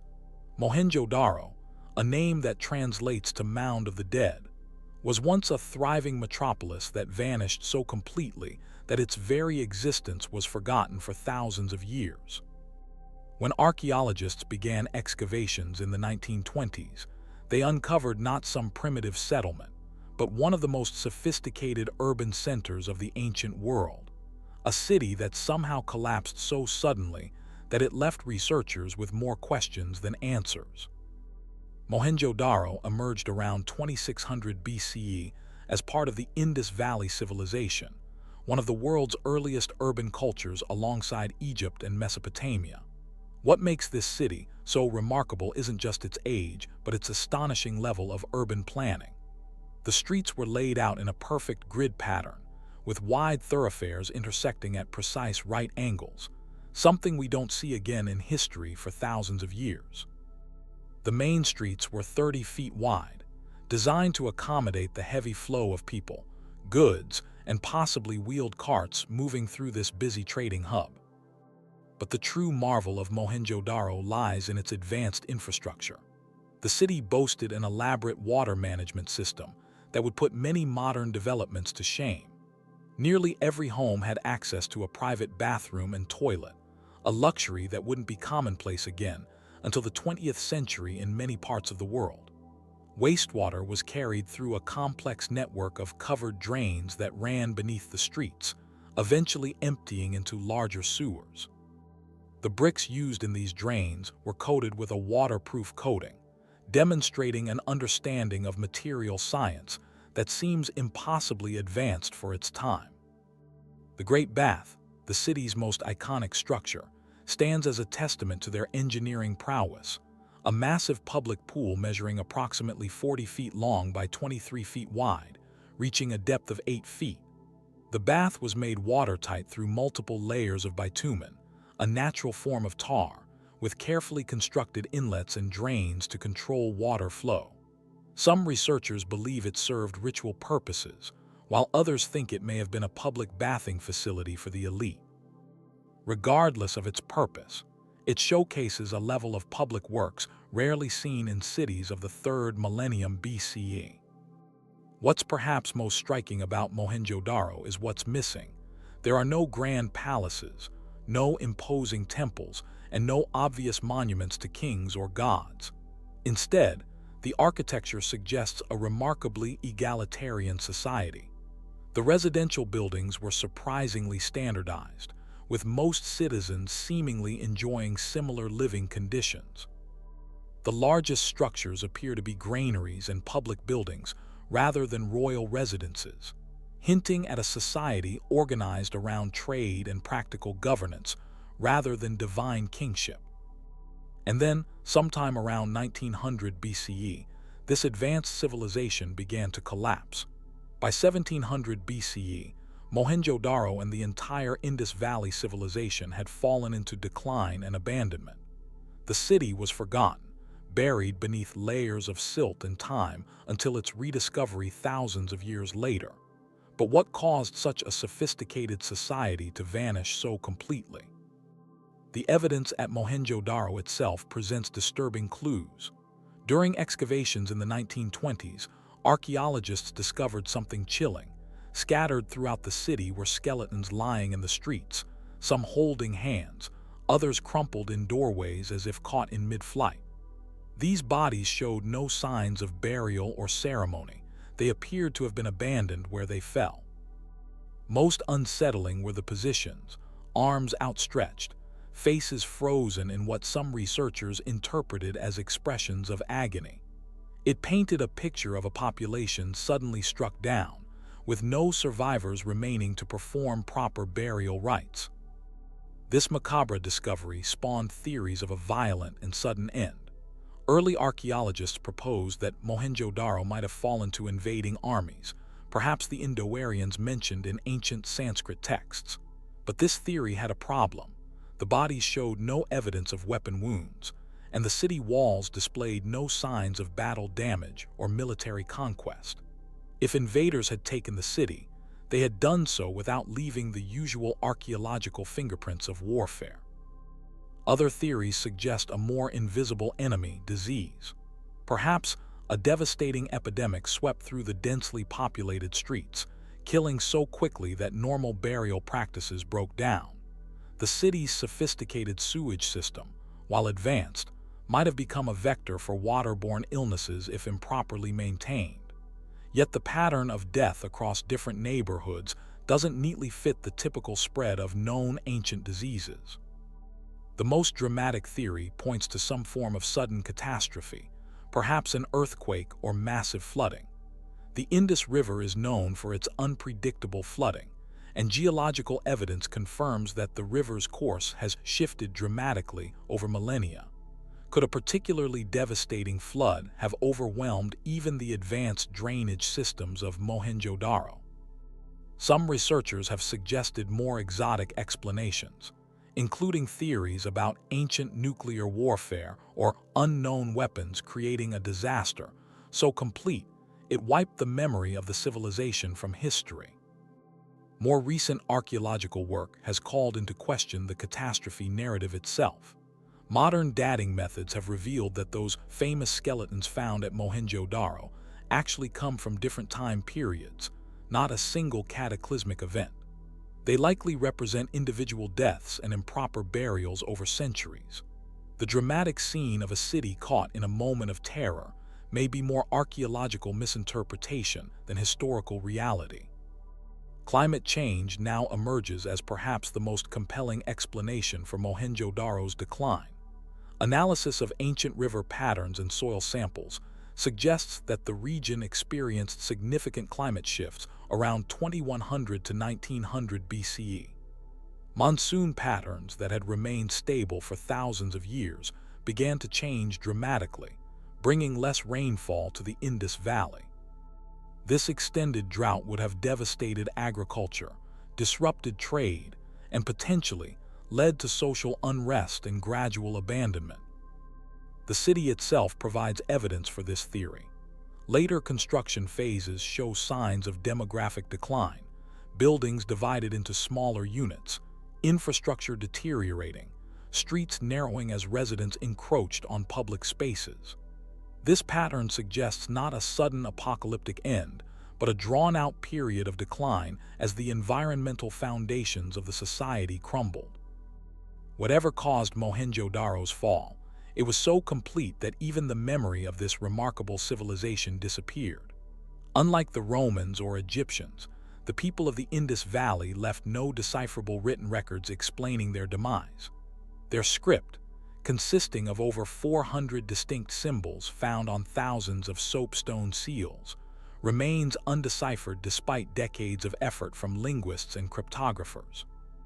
Without being able to read their words, we're left piecing together their story through the silent remains of their once bustling streets. What makes Mohenjo-Daro so fascinating is not just the mystery of its end, but what it represents, an alternative path of civilization seemingly cut short. This was a society that achieved remarkable technological and social advancements without the monumental architecture and explicit power structures we associate with other ancient civilizations. They built no pyramids or hanging gardens, left no conquest inscriptions or tales of god-kings. Instead, they created a city focused on practical infrastructure, public health, and what appears to be relative social equality. And then they vanished, leaving behind only buried bricks and silent questions. Why did such an advanced society collapse? Was it a sudden catastrophe that overwhelmed them, a gradual erosion of their environmental foundations, or some complex interaction of factors we haven't yet identified? What knowledge did they possess that died with them? And perhaps most intriguing, what might our world look like today if the Indus Valley civilization had continued to develop along its unique path? As we sift through the dusty remnants of Mohenjo-Daro streets, we're not just examining an archaeological curiosity, but confronting an unsettling reminder that even the most advanced civilizations can disappear, sometimes leaving barely a trace. The fate of the Mound of the Dead serves as both warning and mystery, a civilization advanced enough to build sophisticated cities, yet unable to prevent its own extinction. Their story, still partially hidden beneath the soil of Pakistan, reminds us that progress is not always permanent, and that the greatest historical mysteries often lie in the silences, in the sudden absences where once thriving cultures simply cease to be. Rising from the fertile floodplains of the Mississippi River Valley, Cahokia was once a metropolis that rivaled the great cities of its time. Yet while London, Paris, and Cairo have endured through the centuries, Cahokia faded into obscurity, its wooden buildings returning to the earth, its achievements forgotten, and its people scattered to the winds. Today, its earthen mounds stand as silent sentinels, guarding secrets that continue to perplex archaeologists and historians alike. What was Cahokia? Who built it? And perhaps the most haunting question of all, why was it abandoned? Imagine standing atop Monk's Mound, the largest prehistoric earthen structure in the Americas. The massive four-terraced pyramid rises 100 feet above the surrounding landscape, requiring an estimated 14 million baskets of soil to construct. From its summit, a ruler could once survey a vast urban center spanning 6 square miles. Below, thousands of thatched roof houses stretched across the horizon, organized in neat neighborhoods around open plazas. Wooden palisade walls encircled the central precinct, while in the distance, farmlands fed a population that may have reached 20,000 people at its peak. This wasn't a small settlement or temporary gathering place. This was a true city, the largest and most complex civilization north of Mexico before European contact. At its height around 1,200 CE, Cahokia was larger than London at the same time. The construction of its 200 earthen mounds required levels of planning, coordination, and manpower that speak to a sophisticated society with clear social hierarchies, specialized labor, and centralized authority. But Cahokia didn't just appear overnight. The story begins around 1000 CE, when a cultural revolution swept through the Mississippi River Valley. Before this pivotal moment, indigenous peoples lived in small villages, relying on a mix of agriculture, hunting, and gathering. Something changed around the turn of the millennium, perhaps a new religious movement, a charismatic leader, or a revolutionary agricultural technique. Whatever the catalyst, within generations, these scattered communities coalesced into what archaeologists now call the Mississippian culture, with Cahokia as its crowning achievement. The transformation was remarkable. Virtually overnight in archaeological terms, the landscape was reshaped. Construction crews moved millions of cubic feet of earth to create the mounds we see today. The Grand Plaza, a 50-acre space at the heart of the city, was deliberately flattened and filled to create a gentle slope for drainage. The massive wooden palisade that encircled the central precinct required 20,000 logs, each up to 20 feet tall. All this was accomplished without metal tools, without the wheel, and without beasts of burden. At the heart of Cahokia's mystery is a structure archaeologists call woodhen, a series of large timber circles marking the positions of the rising sun at different times of the year. Like its namesake in England, woodhen suggests that Cahokia's builders possessed a sophisticated understanding of astronomy, using the movements of celestial bodies to mark important agricultural and ceremonial dates. The city's main axis aligns with these solar markers, indicating that cosmic alignments were fundamental to Cahokia's design. Excavations of Mound 72 revealed perhaps the most enigmatic find of all, a high-status burial containing the remains of a man in his 40s, laid out on a bed of more than 20,000 marine shell beads arranged in the shape of a falcon. Nearby, archaeologists discovered the bodies of 4 men with their heads and hands cut off, and more than 50 young women, apparently sacrificed to accompany the central figure into the afterlife. Who was this person that merited such elaborate burial rites? Was he a king, a high priest, or something else entirely?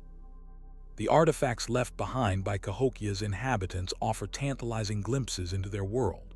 Finely crafted pottery vessels, carved stone pipes depicting human and animal figures, copper ornaments, and shell beads traded from the Gulf of Mexico reveal a society with skilled artisans and extensive trade networks stretching across much of North America. These weren't isolated hunter-gatherers, but participants in a complex web of commerce, diplomacy, and cultural exchange. What's particularly fascinating about Cahokia is that it emerged without many of the features we typically associate with early urban centers. Unlike Mesopotamian or Mesoamerican cities, Cahokia developed without a written language, without markets using currency, and without the production of metal tools or weapons. Yet its inhabitants still managed to create monumental architecture, establish long-distance trade networks, and support a dense urban population, a remarkable achievement that forces us to reconsider our understanding of how complex societies develop. But for all its grandeur, Cahokia's moment in the sun was surprisingly brief. By 1300 CE, just 300 years after its rapid rise, the population began to decline. By 1400 CE, the city was largely abandoned.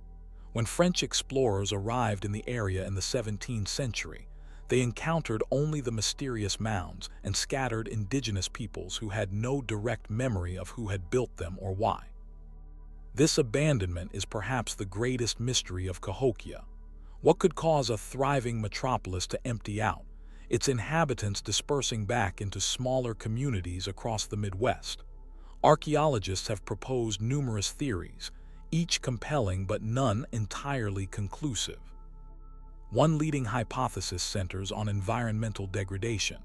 Cahokia's large population would have placed enormous pressure on local resources.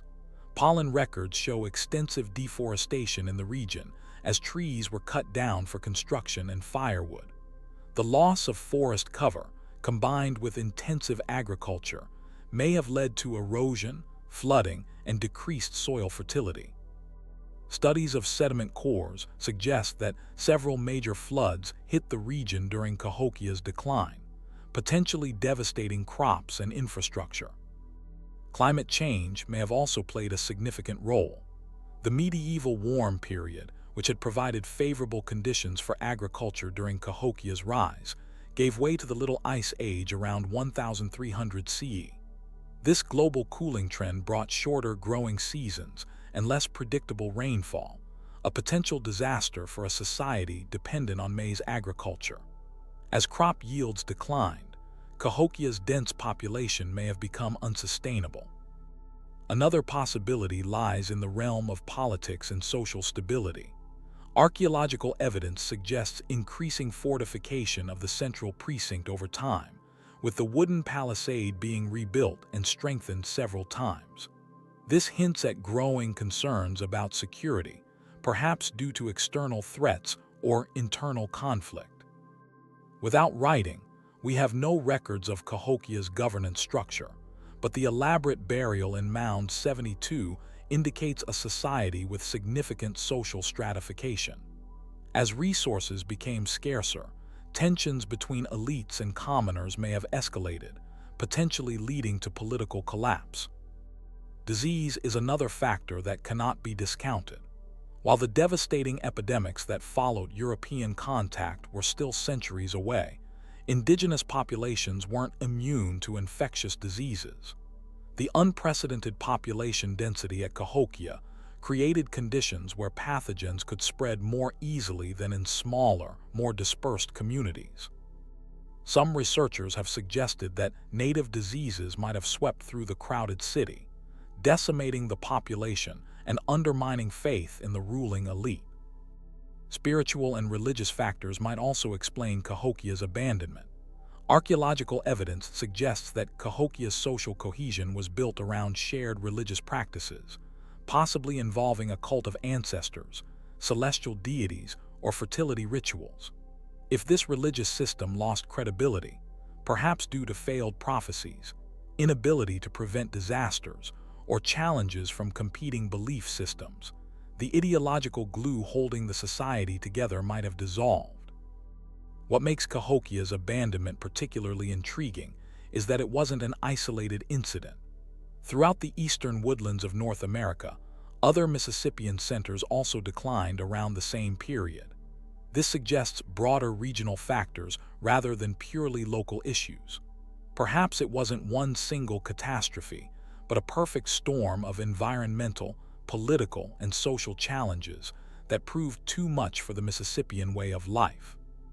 The story of Cahokia's abandonment resonates with modern concerns about urban sustainability, climate change, and social resilience. How vulnerable are our own cities to environmental degradation or resource scarcity?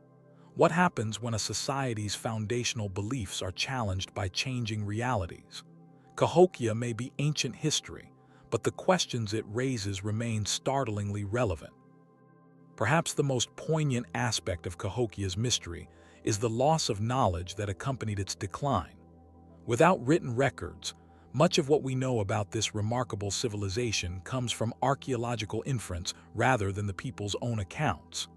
The stories, beliefs, songs, and personal histories of Cahokia's inhabitants largely vanished with them, leaving only material traces behind.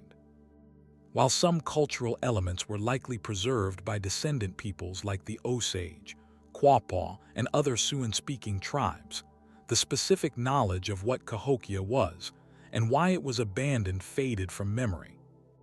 In the centuries after Cahokia's fall, the mounds became overgrown with vegetation, gradually blending into the landscape. When European settlers arrived in the area, many assumed the mounds were natural features rather than human constructions. Some were leveled for farmland or building materials, while others were mined for artifacts by early antiquarians with little regard for archaeological context. It wasn't until the 20th century that serious scientific investigation began to unlock Cahokia's secrets, and even now, only a fraction of the site has been properly excavated. Today, Cahokia Mound State Historic Site preserves what remains of this ancient metropolis. Designated a UNESCO World Heritage Site in 1982, it stands as a testament to the achievements of Native American civilizations long before European contact. Yet as visitors climb the steps of Monk's Mound and gaze out over the landscape, they can't help but wonder, what other secrets still lie buried beneath the earth, waiting to be discovered? And what lessons might this lost city hold for our own civilization's future? The mystery of Cahokia's abandonment reminds us of the fragility of even the most impressive human achievements. Cities rise and fall, civilizations flourish and fade, leaving future generations to piece together their stories from fragments left behind. In this way, Cahokia stands not just as an archaeological puzzle, but as a mirror reflecting our own society's uncertainties and vulnerabilities. What will remain of our cities 1,000 years from now? And who will stand atop our ruins, wondering why we disappeared? Throughout history, incredible cities have been lost to time, buried beneath sand, swallowed by jungle, or hidden from the world for centuries. The stories we've explored reveal how entire civilizations can disappear, leaving behind only fragments of their remarkable past. These lost cities are more than just archaeological sites. They are windows into human history waiting to be understood. Each discovery challenges what we know and reminds us how much remains unknown. If you were fascinated by these incredible urban mysteries, subscribe to our channel and join us as we continue to unravel the secrets of our world's forgotten places. Thanks for watching.